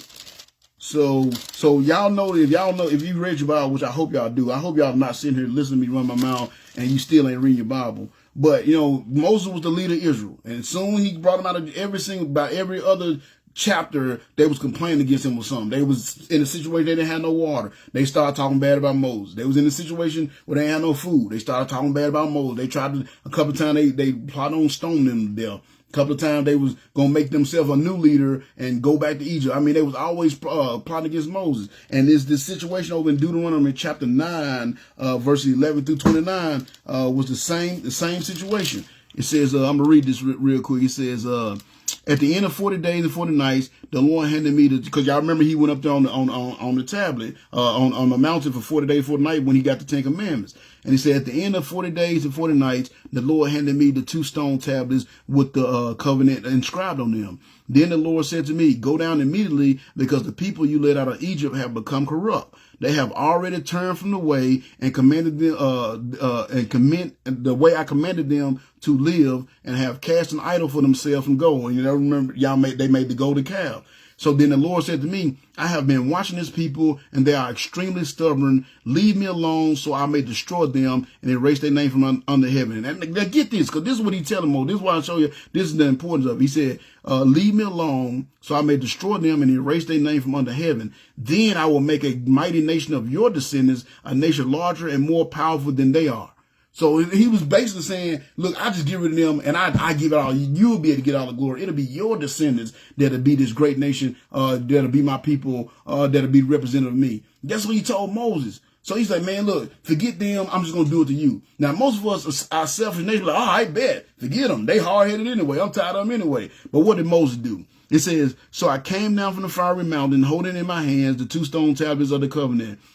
There below me, I could see the gold calf you had made in your terrible sin against the Lord your God. How quickly you had turned from the path the Lord had commanded you to follow. So I raised the stone tablets and dashed them to the ground. I've smashed them before your very eyes. Then, now here you go. Then for 40 days and nights, I lay prostrate before the Lord, neither eating bread nor drinking water. I did this because you had sinned by doing what the Lord hated, thus making him very angry. How I feared for you, for the Lord was ready to destroy you, but again, he listened to me.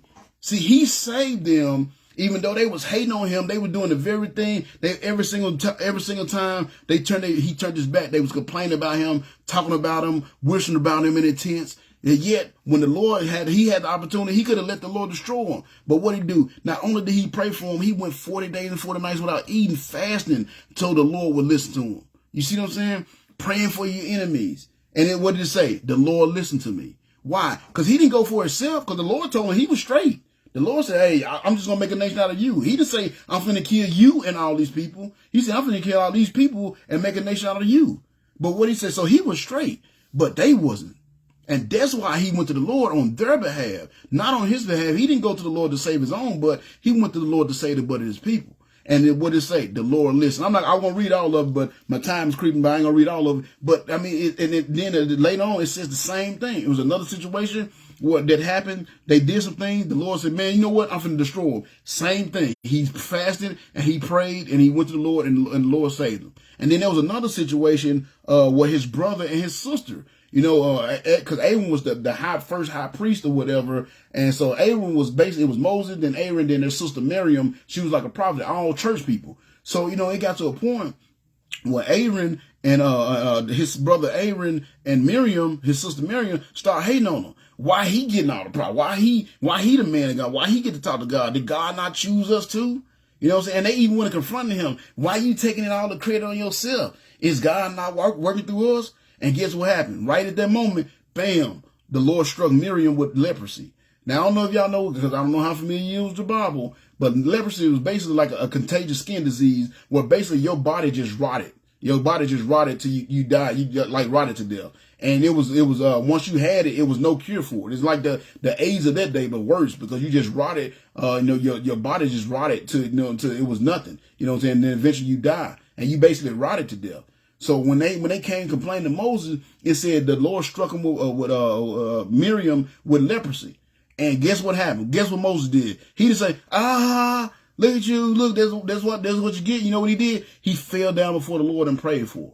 Lord, please don't do this to her. Please don't do this to her. I know they was wrong, Lord, and I know they don't do this to her. No, that he prayed for her. And what did the Lord say? Lord said, and God was mad. He said, I tell you what, if her dad had spit in her face, she would be defiled for 7 days. So I tell you what, kick her out of the camp for 7 days, and when her 7 days is over, you can bring her back in. You know what I'm saying? But the Lord wanted to destroy her, but he prayed on her behalf.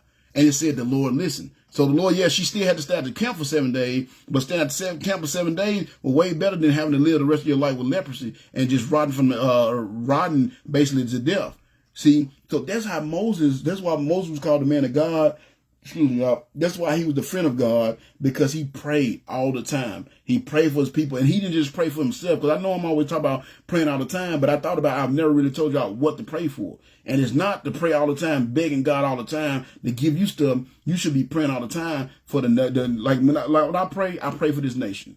I pray for our leaders. You know what I'm saying? Even though I don't agree with who's in office, I pray for them. Lord, give them wisdom to make the right decisions, so we can continue to worship you freely. I pray for my family. I pray for my ministry. I pray for everybody else. Those are the things I pray for. And like I said, at the end, I'll be like, oh yeah, hook your boy up. Just continue to take care of your boy. Let my health continue to go going forward, and continue to fill me with your spirit so I can continue to do your work. Those are the things I pray for. So if you really want to get God's attention, you really want to get God, you really want to get your prayers answered, then instead of going to God and praying for yourself, then number 15, you have to choose if you were to go to the Lord on the behalf of others. And that's what Moses did. He said, so I said Moses, which Moses did, but Samuel did. He said, Samuel told the Lord what the people had said. In other words, he went into prayer, Lord, these people are making this bad decision. I'm just going to put it in your hand. This is what they said. And then the Lord, and then the next line it said, and the Lord replied, do as they say and give them a king.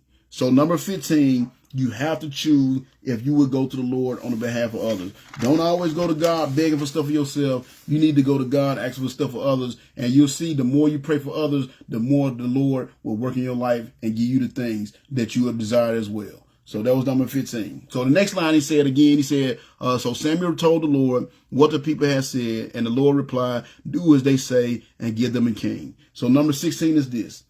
You have to choose another choice you have to make. You have to choose if you're going to be successful. You have to choose if you're going to be successful. What am I saying? You have to choose, are you going to follow God's will or your own?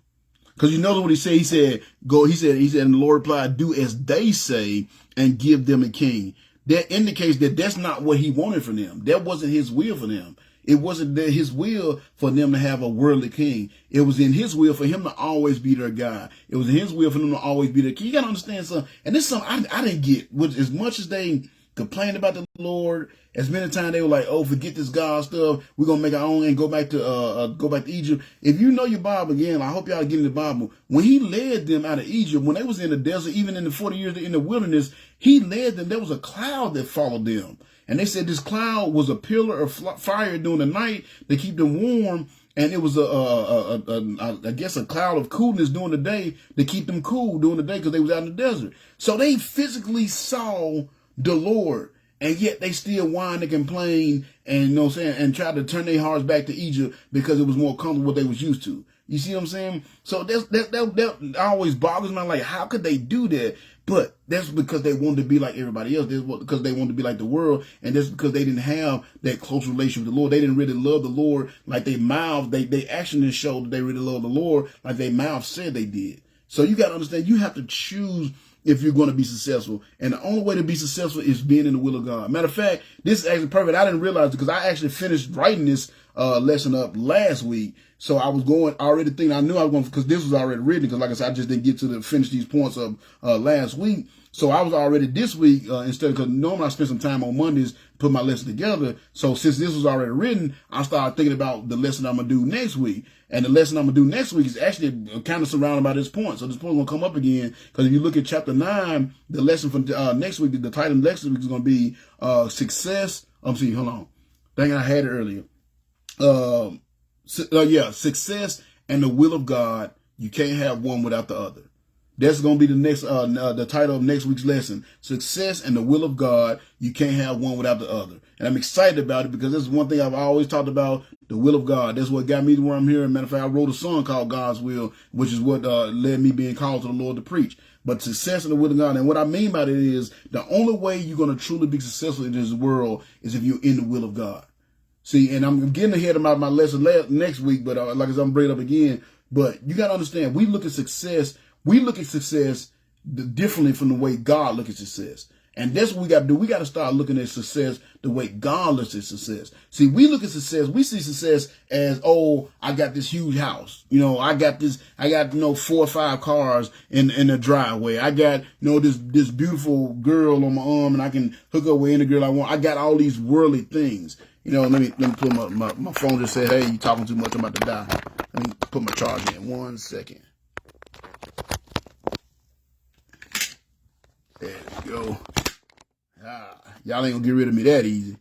But the world says if you got all these worldly things, you got a big bank account, big house, big car, a handsome husband or a fine wife, whatever, that's success. But that's not true. There's a lot of people that you can look at that may be successful worldly wise, they may be successful, but in reality they're not. Because you would never be successful if you're not outside the will of God. The will of God, like for my ministry, a lot of people might look at this ministry and say it's not a success. Like I said, I have, I got 2, 3, look like I got 2 profiles. It might be more watching that I can't see, but I only see 2 people here right now. Most of the majority of the time I only get, on average 100 people views on my videos. And of those 100 views, there's just people because even if you just tap on it, it's going to give you a view. So they ain't no guarantee those people listen to it. So in reality, I think maybe 10, 12 people actually listen to the videos and listen to them all the way through. So if you think of that, I got 3,000 friends on my Facebook. I got over 3,000 friends, but yet I'm only getting 100 views on my video. That might not necessarily be successful if you look at it from the world perspective. But if I got, if I only got 12 that's actually listening to it, but all 12 are really listening to it, they're really taking notes, they're really taking these words into their heart, and they're taking this wisdom and they're applying to their lives. And because of this wisdom they begin for this video, now they're serving the Lord, more proficient in serving the Lord. They're doing more for the Lord than they was before they start watching these videos. And guess what? That's a success. Even if only one did it, that's a success.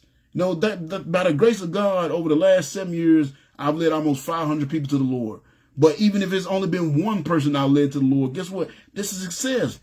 Because there's one more person going to heaven than it was before I went out there and started doing the work. So with God, It's not about having the big things. It's not about having the grand things. It's not about the quality as it is about the quantity.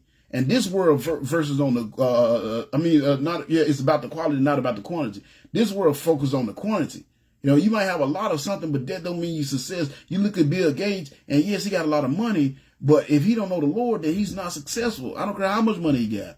I don't care what you do. I don't care how much money you got. I don't care how nice you think your life is. If the things that you're doing is not the things that God had planned for your life, then you are not successful. I don't care how much money you got. I don't care how much notoriety you got. I don't care how many movies you've been in. If that wasn't the will of God for your life, then you're not successful. Why do you think you see so many? Why do you think celebrities got a party all the time? You know, why do you think you see so many of them committing suicide or end up in rehab because they've done so many drugs and things? Because they thought they was really being successful. And a lot of times, a lot of these celebrities, they really give up their morals. And they really not literally sell their soul. They don't go sign a contract, but the actions and the things they do basically sell them souls to get ahead. And they do that. They sell them souls, they get ahead, and then they get there and realize it wasn't what they thought it was going to be. You know, they thought, okay, now I'm successful because I did this many movies, or I'm successful because I'm in the Hall of Fame for football and basketball. And then they got there, and I'm on my way to the Hall of Fame, and they got there and saw it wasn't really what it was.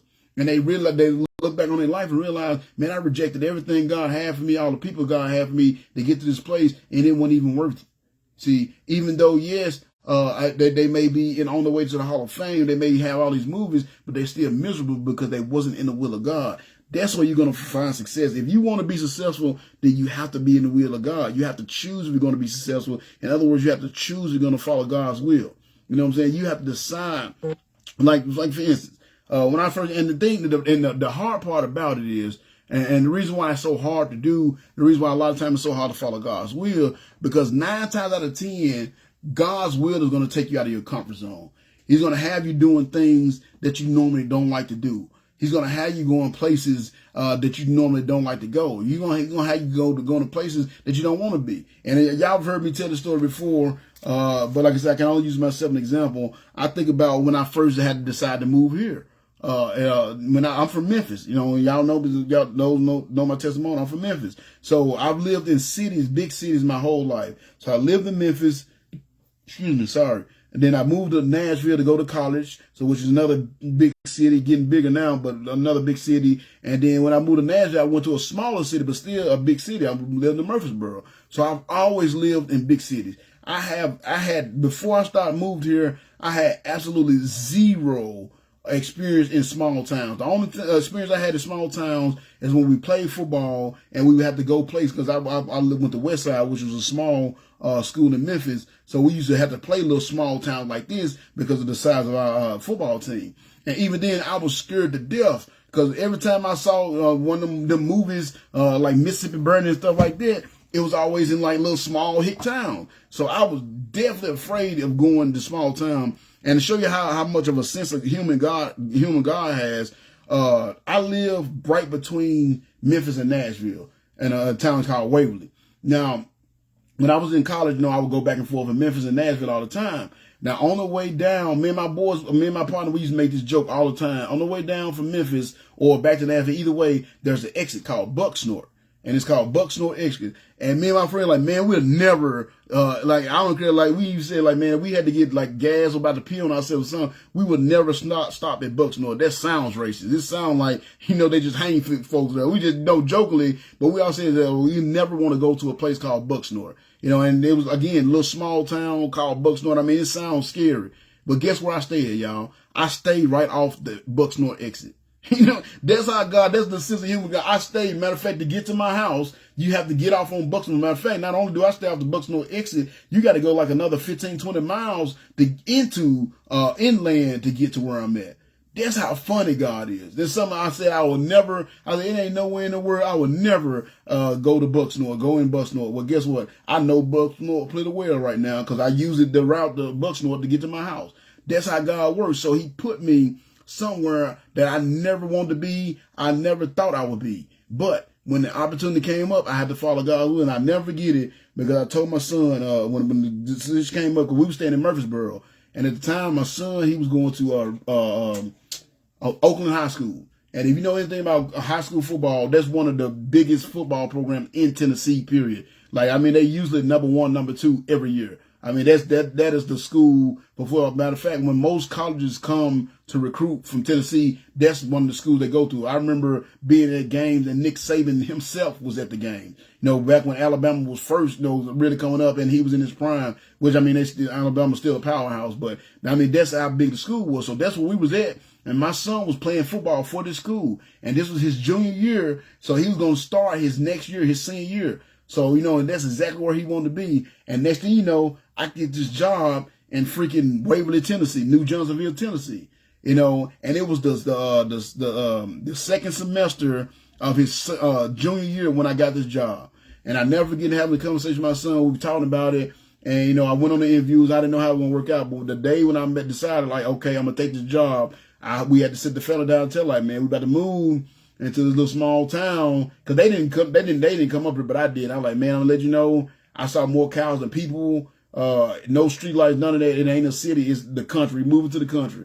So of course my son, he was upset. He like, man, you ruined that, you know, I want to go play football. And you know, and then one thing I found out too, the football team here, the year that we moved here, the year before, that season, I think they was 1-9. They only won one game the entire year. And before we moved here, this was like 2014. So they hadn't even been to the playoffs in like 6 years. So the last time they was in the playoff was 2008. And the last time they even won a playoff game was 1988. So this is all the stuff I'm telling my son. Now you going basically from the best school in the state of Tennessee, and we're going to move to the worst school in the state of Tennessee. But I never forget him. I told him, like, Dad, why are you doing this? I said, I don't know. I said, look, your son, I don't want to go there. I said, I always said I'd never live in Bucksnort. I said, I don't know if these people going to be racist or not. I don't know what to expect. I've never lived in a small town. I said, but I do believe God is guiding us in this direction. I do believe this is what God wants us to be at. And if we want to be successful, we're going to have to be what God wants us to be. I said, so with that being said, son, we have to move there. And I said, and he was like, well, let me stay home, blah, blah. I said, no. Everybody got to go. And I made the decision to move here. And I'm telling y'all, best decision I ever made. You know what I'm saying? The first year was scary. It took some getting used to. I love it. And y'all probably hearing my voice now. I'm countryfied. I love where we live at. I love staying out in the country. I don't do the hunting and all the stuff like the other folks do and eating all the deer, but I love being here. And it wasn't until I came here till my ministry really started to blossom. Before I came here, I didn't understand soul winning. I didn't know, I knew I should go, but I had never been. I didn't start soul winning till I came to this town. I had never actually, even though I had been serving God for 10 years already, I had never preached until I came to this town. Everything, this Lost Sheep ministry that you're seeing is formed when I came to this town. So me making that decision to come to this town is what got me here. And I remember, telling, and Don did 3 things. I told my son, I said, look, because he was like, man, Dad, I want to go to football. If I go to that school, it's probably going to lose all of my opportunity to go to college and play football. I said, son, we just going to go to this town and see what the Lord going to do. So, y'all, we moved here in February of 2014. About March 2014, word came that the high school was getting a new football coach, and it was a small town stuff like that. Man, it's like wildfire because not a lot of stuff happened like that. So everybody was talking about it. So we're gonna get a new football coach, so they got the new coach, and my son's senior year, our first year up here, y'all. I kid you not, they went 9. I think they went 9-3. They lost 2 games. Yeah, they lost 2 games during the regular season. And they won their first playoff game in 30 years because they won a playoff game and then they lost the second round. So my son got to be on the team. The first playoff game they won in 30 years, my son was there. The first winning season they had in forever, my son was on that team. And from that first year my son was there, for the next 5 years, that team was number 1 won the region every year. And I had a son on that team every single year. See, now, I'm not saying God did that because we moved here and he did that just for us, but God put us in a place where we can be successful because we followed his will. We was able to be a part of that success because we followed the will of God, and that's my point. It's another thing God did. I call it the big 3. It was 3 things he did. That was one of them. Another thing he did, when I moved here, they didn't have a First Tennessee Bank. And in small towns, you don't get businesses open pretty regularly. That don't happen. Like whatever's here is basically here. You might have something closed down, but you rarely get something new come in. So I had my bank account was First Tennessee. And the closest First Tennessee bank was like over an hour away. So if I needed to go to the bank for something, I had to drive all the way down to Nashville, which is over an hour away from us. So I did it for a few months. And then I remember one day I had to get to the bank. And I ended up getting out of work a little too late, and there was traffic. And I literally walked in the bank as the security guard was walking up to lock the doors. So I remember the lady was at the register, and I told her, I said, ma'am, and it was a Friday too. So I said, ma'am, I apologize for getting here so late. I know you probably try to get out of here. I said, but I stay over an hour away in Waverly. I said, I've had this bank account for years. I didn't want to close it down. I said, but I think I'm going to have to close this bank account and get an account with Bank of America where I'm at. I like, because I can't be driving a whole hour just to come down here to go to the bank. So I'm saying that, and the manager was standing beside her counting the money. And when I said that, her ears kind of perked up. She said, I'm sorry. She said, where do you say you were from? I said, Waverly. She said, and now this is about, I think about April, this is around April, May, somewhere in that area. She said, well, if you can be patient and just bear with us until October, you won't have to close your account. I said, why is that? She said, because we just bought the Bank of America in Waverly, and in October, it's going to be a First Tennessee Bank.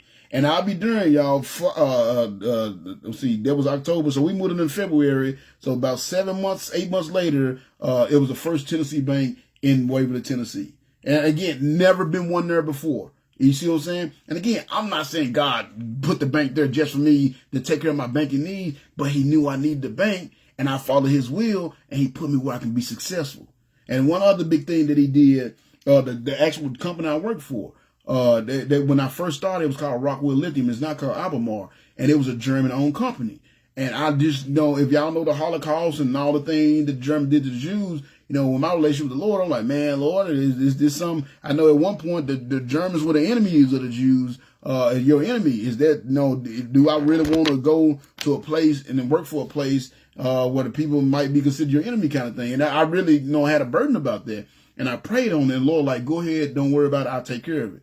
So I started the job in January. It takes 4 months to train to do the job that I do. So I started the job in January. I wasn't gonna be finished training until April. In the month of March, we got a letter from headquarters or corporate saying that we was going to be bought out by Albemarle, which is an American company. So it was no longer going to be a German company. A $6 billion transaction. And it just so happened to happen the first 3 months. So the first year I did, because it took about a year, because if y'all know corporate structure and all that, it took about a year for it to happen. But it started 3 months after I started, the buyout started. And for the last 9 years that I've been working this job, I've been working for an American company. So again, I'm not saying God did these things for me because I'm so special, but I did follow the will of God, and he put me in the position to be successful, and he gave me the tools I needed to be successful. And that's my point. If you want to be successful, you're going to have to be in the will of God. You're going to have to be in the will of God. That's the only way you're going to do it. I told y'all these last few weeks has been rough for me. But finally got my truck back and everything. But even though it was rough, even though my wife lost her job, my 2 boys lost their job, I hit 2 deer, my transmission went out of my truck. I just had a lot of hits to my finances and my well-being. But even though I had that going on, I decided to still go out soul winning. And like I said, for the first time ever, I've been soul winning for 7 years. And for the first time ever, I've had 7 weeks in a row where the Lord has used me to lead somebody to him. 25 people. Last year altogether, all I led to the Lord was 36 people. And I've led 25 to the Lord in the last 7 weeks. And we still got the whole year to go. So you see what I'm saying? So that shows you what you got to be successful. You got to choose to be in the will of God. I didn't understand what was going on with me, why all these things were hitting me all at once, but I just kept on doing. I told God, no matter what's going on out here in this world, I'm going to keep serving you. You know, and the last 7 weeks, like I said, I've led over 25 people to the Lord. A couple of weeks ago, the first 2 parts of this lesson, one video had like 360 views on it. I've never had that many. And then the other one had like 470 views on it. Now, the one from last week went back down to 100. But you know what I'm saying? I've never had that many views. But I was determined to stand in the will of God and keep going forward no matter what was going on around me. And the only way you can stay in the will of God, if you gotta be able to, the only way you're gonna be able to stay in the will of God, you gotta be able to accept the will of God. And a part of the will of God is all things. Y'all heard me say this. My life verse is Romans 8:28. And we know that all things work together for good to them that love the Lord, to them who are called according to his purpose. And all things could be those bad things. Sometimes if you're going to serve God, bad things are going to happen. Everything is not going to go your way. It's sometimes going to feel like you're not under that grace. I'm pretty sure Job for a while felt like he wasn't under that grace. So even though he complained against God, he never lost his faith in God. He never turned his back on God, and he was successful because of it. And if you want to be successful, you have to choose to be successful. And the only way you can choose to be successful is if you choose to be in the will of God. So that's number 16. You have to choose that you're going to be successful. And the only way you do that, you have to follow God's will for your life. And again, we see here what the Lord said, do as they say and get them a king. He didn't say, do as I say and give them a king, because he never intended for them to have a king. He said, do as they say, because instead of following his will, they want to follow their own will. And that's what's going to, like I said, they're going to be their downfall. So then the last line and my last point, and we can finish. I told y'all I'll make it through. Got one more point. He said, so the last line says, so then Samuel agreed and sent the people home. So Samuel agreed, so he finally gave them what they wanted. And like I said, I thank God to this day there were so many things that I wanted, that I prayed for, that he never did give me. But Samuel finally agreed and sent the people home. So that's the last verse, and it's going to be my last point here. You have to choose. Number 17 is this, and I'm going to finish the lesson with this. You have to choose if you are going to go along with foolishness or not. That's a choice you have to make. You have to choose if you're going to follow foolishness or wisdom. That's a choice you have to make. You know, you have to choose if you're going to do these things. There's foolishness all around us. We see foolishness all around us. We look at our society right now, and our society is full of foolishness. When you look at the whole transgender movement, that's foolishness. That is insane to me. And it might seem like I'm bashing, but I'm just telling y'all the truth. That's foolishness. You know what I'm saying? You choose. I pray that I don't get a situation where I have to worry about it. But I'm not, if I know somebody's a dude, I'm not calling you a woman. I'm not going to do that. I'm not going to play those. I'm not going to be a part of that foolishness. If y'all want to do it, if y'all saying I'm being insensitive or whatever, that's fine. But if God made you, I don't believe God makes any mistakes. If God made you a woman, you're supposed to be a woman. You're not a woman trapped in a man trapped in a woman's body. If God made you a man, you're supposed to be a man. You're not a woman trapped in a man's body. I'm not going to be a part of that foolishness. So if I ever see Bruce Jenner, I'm not calling him, I'm not going to say ma'am. I'm going to say yes, sir, if he say something. He asks me a question, I'm going to say yes, sir, because that's what he is. I'm not going to be a part of that foolishness. They can ban me, do whatever they want. I'm not going to be a part of that. You can choose to be a part of it. That's on you. If you want to give in to that foolishness, that's on you.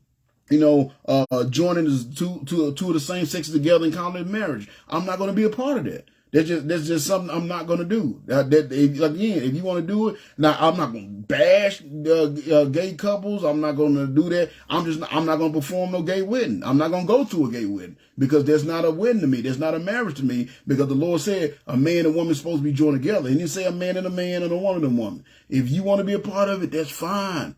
That's fine. I'm not going to judge you. Like I said, I'm letting y'all know, because I'm saying this. Y'all like, wait, I have zero room to judge anybody. Gay, straight, transgender, I have zero room. I am just as horrible. I sin just as much as they do. And I'm not saying they're the worst sinners and the worst people in the world. That's why I'm just saying that's foolishness. That is foolishness for a man to man to be. The Lord said for a man to even wear the things that pertain to a woman is an abomination. So you got to imagine for a man to change what he thinks about, for a man to change himself into a woman, or, you know what I'm saying? He talked about how when he said a man lay with a man or a woman lay with a woman is an abomination. So you got to imagine how you feel when you got people calling it marriage, and that's not what he said up his marriage. I'm not going to be a part of that. Now, if I had a situation that happened, and that's why I say you got to understand, you got to make the right choice. You never know when somebody's listening to you and when they're going to be influenced by you. I remember I did a wedding a little while back for a good friend of mine. A really, really good friend of mine. Love her to death. Me and her. Matter of fact, when I met her, she was about 16. It was right after I gave my life to God. So it was right when my ministry was starting. She was really kind of one of my first ministry members. But she was right when she was young, so she was getting into her bad stuff. So I tried to do everything I can to influence this young lady, but we've stayed in touch over years. I mean, it's been years. And we worked together at Sonic.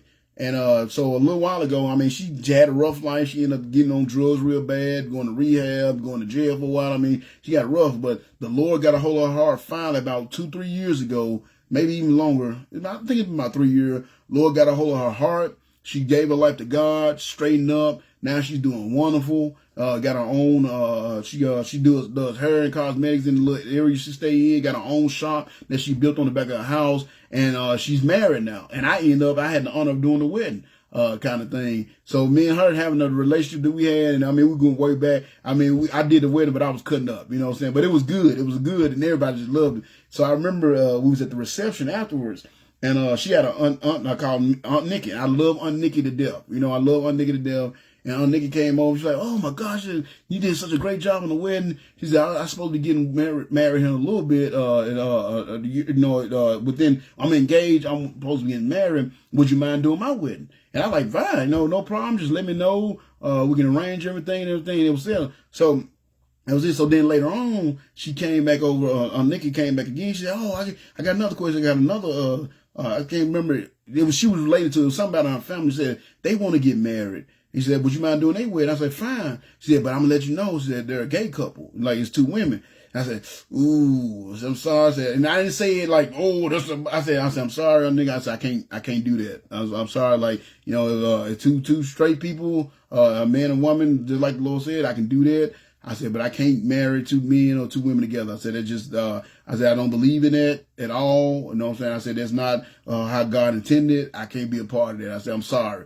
And she said, "Oh, no problem. I just thought I'd ask, and I wanted to make sure." I said, "Yes, I love you to death, and I do anything for you, but that's something I cannot do." I was like, I don't have, because some preachers, they won't do a wedding if there's going to be drinking there or this and that. The only requirement I got, it got to be a man and a woman, a real man and a real woman, that recognize they're a man and a woman, and they got to be saved. I'm not going to marry two people that's unsaved, because it says don't be unequally yoked. So if one is saved and the other's not, I don't do that. Or if it's two unsaved people, I guess if it's two unsaved people, they're not unequally yoked, but I haven't came across that. I never thought about that. But I will not marry one person that if one is saved and the other was not. So that, or a gay couple, I don't do that. No, or the transgender couple, I don't do that stuff. So I don't want to be involved in that foolishness. So I told her that. I did it respectful. I didn't talk about the people and throw the Bible at her. I just said, "I'm sorry, I can't do it." So then she walked off, and I didn't realize the lady next to me was listening. And as soon as she walked off and she got a little ways away, she said, "Oh my God." She said, "Thank you." She said, "I was so worried what you gonna say." She said, "Because I really enjoyed your sermon, and I was hoping that, you know what I'm saying, to get some information from you so I can look you up sometime." He said, "But I wanted to see what you're gonna say on that, and that kind of thing." And we just kind of talked a little bit. I said, "Yeah," I said, it's not of God. I can't be a part of it. It's not of God. I said, when I do things, I try to do things the way God want them done. I said, that's not of God, so I can't be a part of it. And she was just like, "Thank you for being faithful on that." She said, because a lot of preachers these days, they don't really care about the word of God, and they would have did it anyway. I said, "Well, that's not me. I want to do things." I said, I joke. I said, "I do enough bad stuff on my own to do something like that I know that God sent the abomination." So again, I made a choice. I'm not going to be a part of that foolishness. And we can do the same thing. We have to do the same thing. We have to make a choice of whether we're going to be a part of foolishness or not. You know what I'm saying? When I was growing up in Memphis, of course, gangs were big. There was the gangs and all that stuff. I never joined a gang. Just about everybody that I knew was in a gang or gang affiliated or something like that. Now, I hung with gang members. I mean, my cousins was in it, my friends was in it. I hung with gang members, but I never joined it myself. I just never thought, I would never want to be. I had no problem standing on my own. Now, at the time, I didn't know it because God was with me. I just knew, like, I didn't need that. Most guys get in gangs because they're afraid of standing on your own. I've never been afraid of standing on my own. That's why, I guess that's why the Lord called me to preach, because a lot of times when you preach, you end up by yourself. It's a lonely road, especially if you're going to really do the work of God. It's a lonely road. I've never had a problem standing on my own. That's why I said, so that's why if what you're doing is foolishness, I'm not, because a lot of times we don't realize we'll join the foolishness just to be included, just to be a part of the group, just to be included in the group, just to be liked. I don't do that. You know what I'm saying? If you're going to do something, now if you got something to do that's cool, I'm with it. I'll go down and be cool with you. But if it's something that's against what I believe or against the things that I believe is right, if I believe it's foolishness, I'm not going to be involved in it. I remember, just little simple stuff like walking home with some of my cousins or something. They're like, "Hey man, let's break this window on this car." Why? Well, I mean, cause, it'd be fun. No, I'm not going to be involved. Like, look here, y'all give me a couple of minutes, let me get down the block, and then y'all have it. I'm not going to just break people's car window. Because I had wisdom too. I'm like, man, they got to file their insurance, and, they're going to come out, and it's going to cost them money and all that stuff. I was thinking like that. But, you know what I'm saying, these guys, they just do it, just spray paint people's cars just to do it. Steal a car just to do it. You know what I'm saying? I've had several opportunities. I've always been offered, growing up in Memphis, to, do stuff, drive stolen cars and go steal cars or sell those. I've always had the opportunity to do those things, but I never did those things because I used the wisdom to choose not to be a part of that foolishness. And that's what you got to understand. You have to choose. See, Samuel didn't want to be a part of this foolishness. That's why when they first asked him about it, he went to God. He knew what they was asking was foolishness. And he didn't want to be a part of it. And the only reason why he agreed, because God told him to go ahead and do it. That's why he said, so Samuel agreed and he sent the people home. He didn't want to do it. He didn't want to be a part of that foolishness. And you don't have to be a part of the foolishness neither. You know what I'm saying? Like, y'all hear me talk about my brother all the time, and y'all probably be like, man, you be talking bad about it. I can't believe you don't get mad. Well, you know what I'm saying? I know that's how I know he don't watch my videos, because I'm always talking about it and he never mentioned it. So I know he should be, main one should be watching my videos, but he don't watch them. So, tough, that's rough on him, tough on him, tough titty for him kind of thing. You know what I'm saying? But my brother, you know what I'm saying? He's very infuriating because, man, that's a bet, bro. I appreciate you being here. But you know what I'm saying? But he's infuriating because he's always choosing foolishness. You know what I'm saying? Like every job he's had, he's lost because of foolishness. I've never seen somebody that got into fighting with either an employee or a manager at just about every job he had. This one time, this made me so mad, y'all. Matter of fact, this made me so mad I had to stop messing with him for a while. So it's hard for him to keep a job because, like I said, he's just all about foolishness. So one time he had this good job he was working, and he had been there for, he do a lot of temp services, so he bounced around a lot. But he had this one, and he was 2 weeks from getting hired on. I kid y'all not, 2 weeks. He had been there almost 6 months. That's the longest he had held down the job. I was happy for him. I'm like, man. And he would tell, oh man, they about to hire me on, blah, blah, blah. So 2 weeks before he's getting ready to hire on, I get a phone call. Man, they done tricked me out of my job.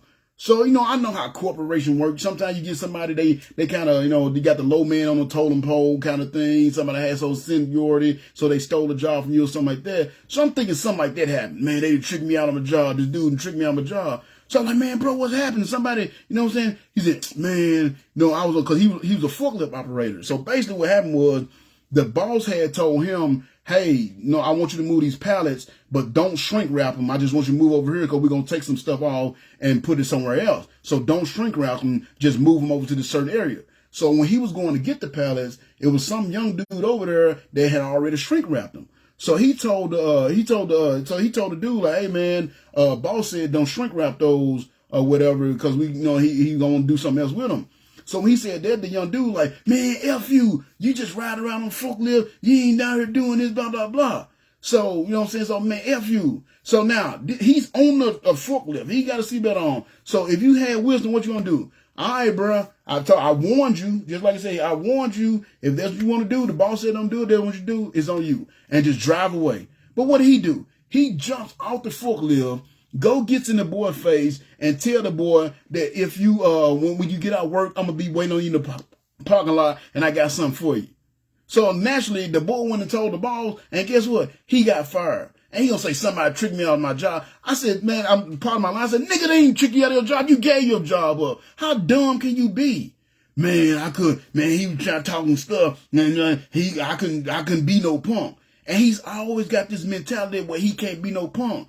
And I'm like, bruh. And I told him the other day, I said, as long as you have and he had a situation now, he got another good job, making plenty buku money. You know what I'm saying? And he was the other day, somebody said something to him because he's a maintenance man at the place he's at. He's never been a maintenance man before, but he's good about fixing stuff. He can rig some stuff up and keep it going. So they gave him this job as a maintenance man. So somebody just made the comment like, bro, I heard about you. I heard you ain't really got no maintenance man spirit. You shouldn't have that job, which was true.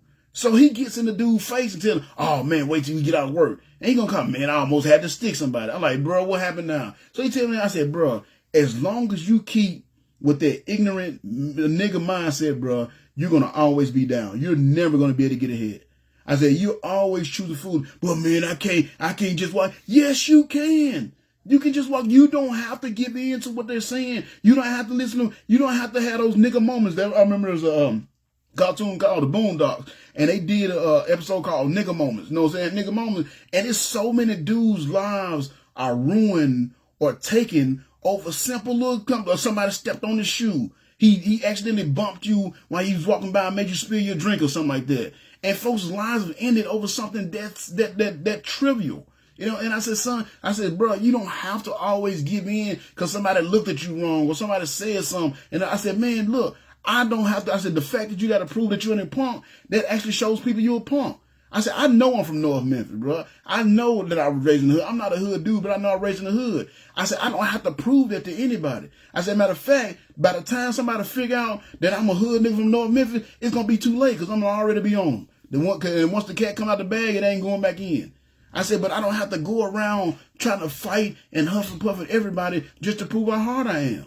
I said, the reason why you're doing it is because you're choosing foolishness, bro. I said, you look for foolishness. And a lot of us, we don't realize we look for foolishness, man. We look for foolishness. Yeah, it was a great show. You know what I'm saying? A nigga moment. Yeah, that was a great show. So you know what I'm talking about, Eddie. You know what I'm saying? But again, we look for foolishness. And we got to realize you don't have to be a part of the foolishness. You see what's going on in the world right now.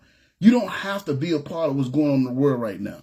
You can choose to do otherwise. You can break the cycle. That's what I was raised in foolishness. I was raised around crack. I was raised in and lived in crack houses. I was raised around prostitution. I was raised around gangs. I was raised in the middle of all this stuff. But I guarantee you, if you was to talk to me today and you didn't know anything about me, you would never be able to tell. You know why? Because I choose not to be a part of the foolishness that I saw going on around me. You don't have to be a part of the foolishness of this world. You don't have to be a part of this world that's turning their back on God. You know what I'm saying? You can go to Jesus and let Jesus save your soul, especially when I say go to Jesus, let Jesus save your soul and start serving the Lord. You don't have to be a part of all this foolishness going on. You don't have to drink all the time. You don't have to smoke weed all the time. You don't have to have sex, unprotected, unmarried sex all the time. You don't have to do those things. You're choosing to do those things. You know what I'm saying? You're agreeing to do those things. Samuel did not want to give them a king. Because he another king other than God, because he knew that was a foolish decision they was making, but God told him to do it, and that's why he finally agreed. See what I'm saying? You don't have to do these things. You have a choice. We always have choice. And if you have the wisdom you need, then you will make the right choice. Because when you choose to go along with foolishness, something bad gonna happen to you. I'm telling you a couple of stories down the end because I know my time is up. And this is not nothing bad, but I remember when I was young, the one time I got arrested when I was in 6th grade. And it was for stealing. I used to steal a lot when I was in Memphis because, like I said, we didn't have money. So if I wanted candy and stuff like that, I had to go steal it. And I remember this one day I was with this dude. His name was Chester. We called him. We were horrible as kids. We called him. He had a lazy eye, and we called him Chester, the one-eyed child molester. It was just like I said, that was horrible, but that's what we called him. But me and him was really cool friends. And this one day, me and him was out together, man. And man, I probably stole from every store from Danny Thomas over to Greenlaw. I was stealing that whole day. And I just had this feeling like, man, I've been stealing all day. I had been getting away with it. I said, man, I need to cut this out. So we was getting ready to leave. We was at the Kroger's. There was a Kroger's right over there off Danny Thomas at the time, right there on Danny Thomas and Jackson. And I'll never forget it. Chester wanted some Reese's Pieces. He said, man, I want some Reese's Pieces. He said, man, could you steal this 6-pack of Reese's Pieces from me? And I remember I said, no, bro. I've been stealing all day. I said, I probably need to cut this out because I'm messing around and get caught. He said, come on, man. I said, I tell you what, I had a coat. It was cold. I had a coat. And I said, man, here you go my coat. You do it. And you know what I'm saying? He was a little skinny guy. So when he put my coat on, it was like a dress over him. He said, man, I can't hold nothing here. I'm going to get caught. I said, all right, one more thing. So I went and you know what I'm saying, got the Reese's Pieces all around them. I used the thing, walked around, looked around, stood on my coat, and I got ready to walk toward the door. And I was walking toward the door. Somebody just came, grabbed me back in the neck. He said, come here, son. He said, I'm going to take you somewhere and change your wicked ways. During police officer saw me sticking the candy in my coat.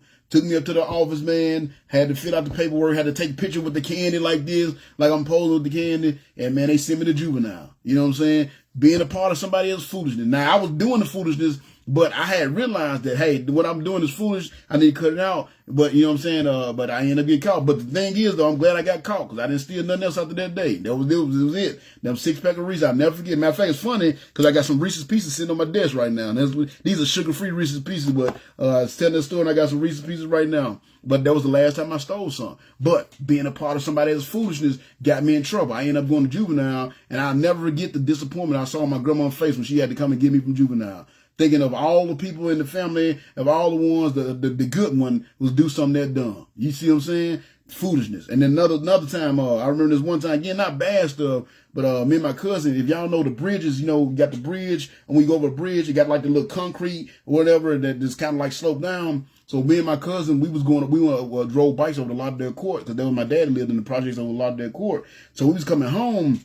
And the way we would go, we would come over the main, I think it's Chelsea's the main street, come over the bridge, and there was a little bridge there. So we would kind of like take a detour and go down a little ramp. So we did that, man, and we had fun, you know, speed down on our bikes or whatever. And I remember I had went down like once, and you know, it was fun. Then my cousin went down, and then went down again. And then somebody told me, I don't do it again.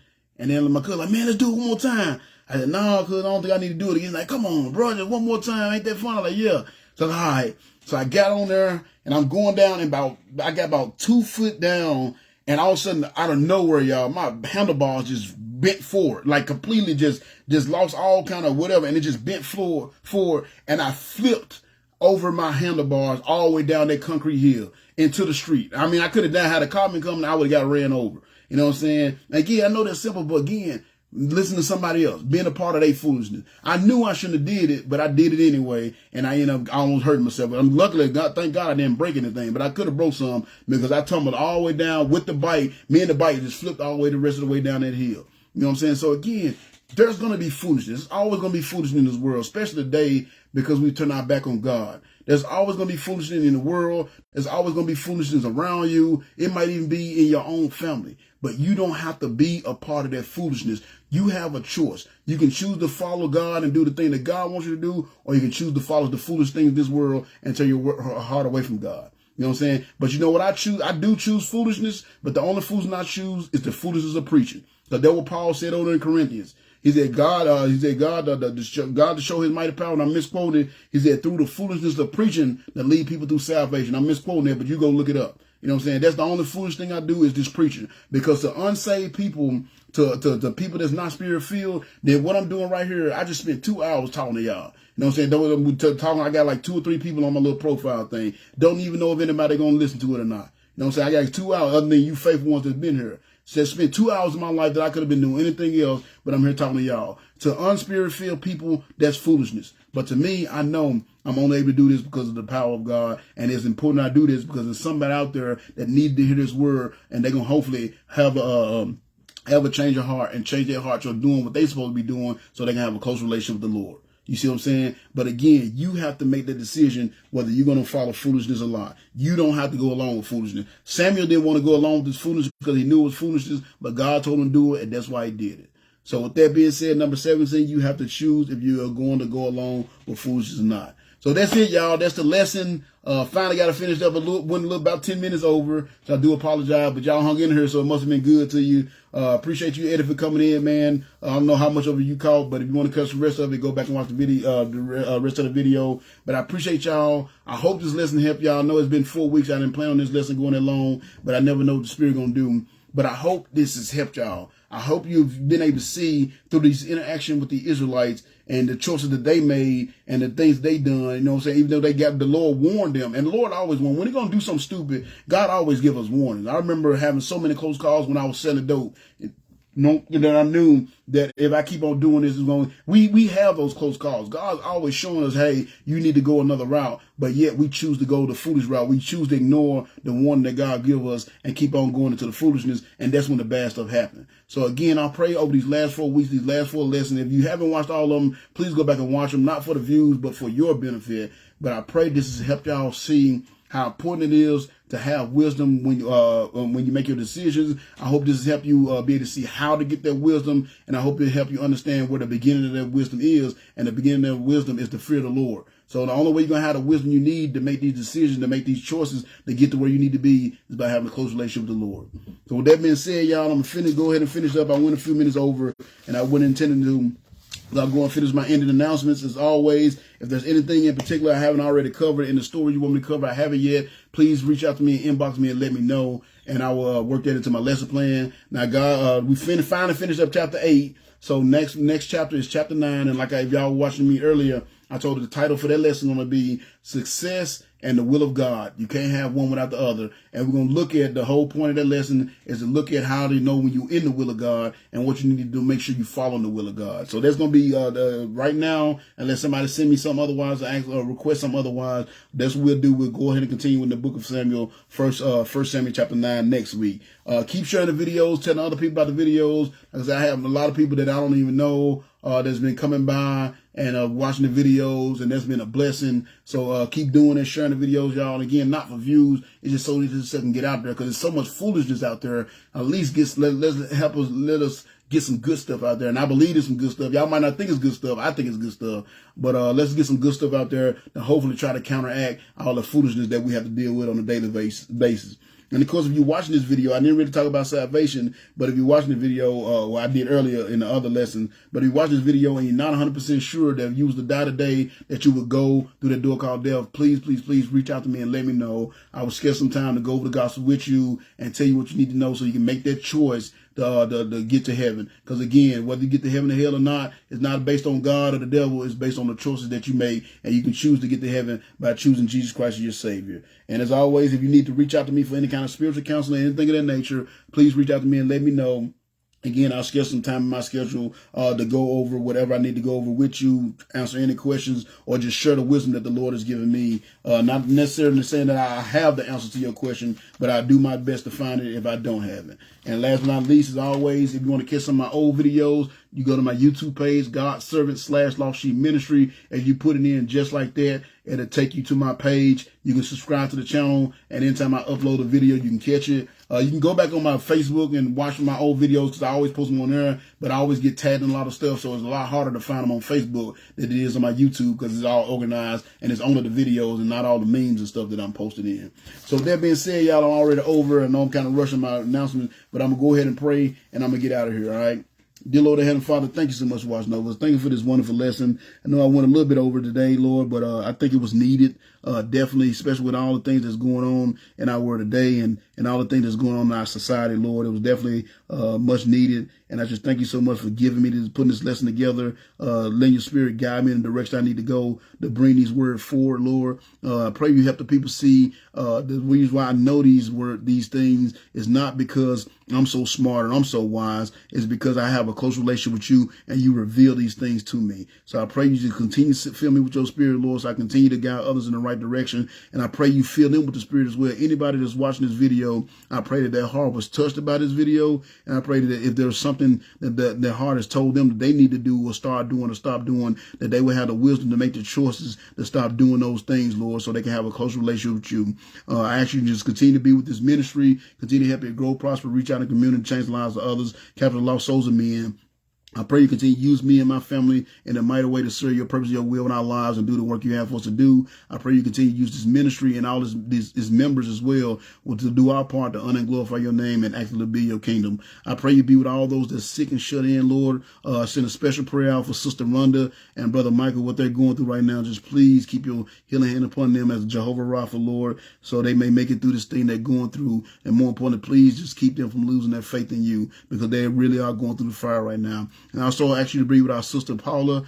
She contacted me earlier, said she's going through some things right now, health-wise, and I pray that you will keep your healing hands upon her as well, Lord. I thank you for her faith. She said, I don't care what's going on. I know God can heal me, and that's a blessing to hear. But I do pray that you will heal her. You are the Jehovah Rapha, the God that heal, and I know a touch from your hand can take those ailments away from her. So I just pray you be with her and help her, give her the strength she needs and the courage she needs to make it through. And I pray you just continue to watch over us all, Lord. Continue to guide us in the direction we need to go, and continue to let your spirit work upon us to turn our hearts back to you. Help us to see how far away from you we've gotten, and give us the one to just turn back to you before it's too late, and we go past that point of no return, and we completely lose your grace on our lives. And more important, Lord, help us realize how important it is, so we can build up a foundation so future generations will also grow to know you and be able to live by the same grace and mercy that we've enjoyed all these years. And I pray for the day when the world as a whole, we will humble ourselves, pray, seek your face, and turn from our wicked ways, so you may hear from heaven, forgive our sins, and heal our lands. And I pray that you just keep us all safe and protected throughout the night. Watch over us all, bless us all, fill us with your spirit, and guide us where we need to be, until we can come back and gather here once again to honor and glorify your name once more. I love you and thank you for all you've done and given. Say this prayer in your wonderful Son, Jesus' name. Amen.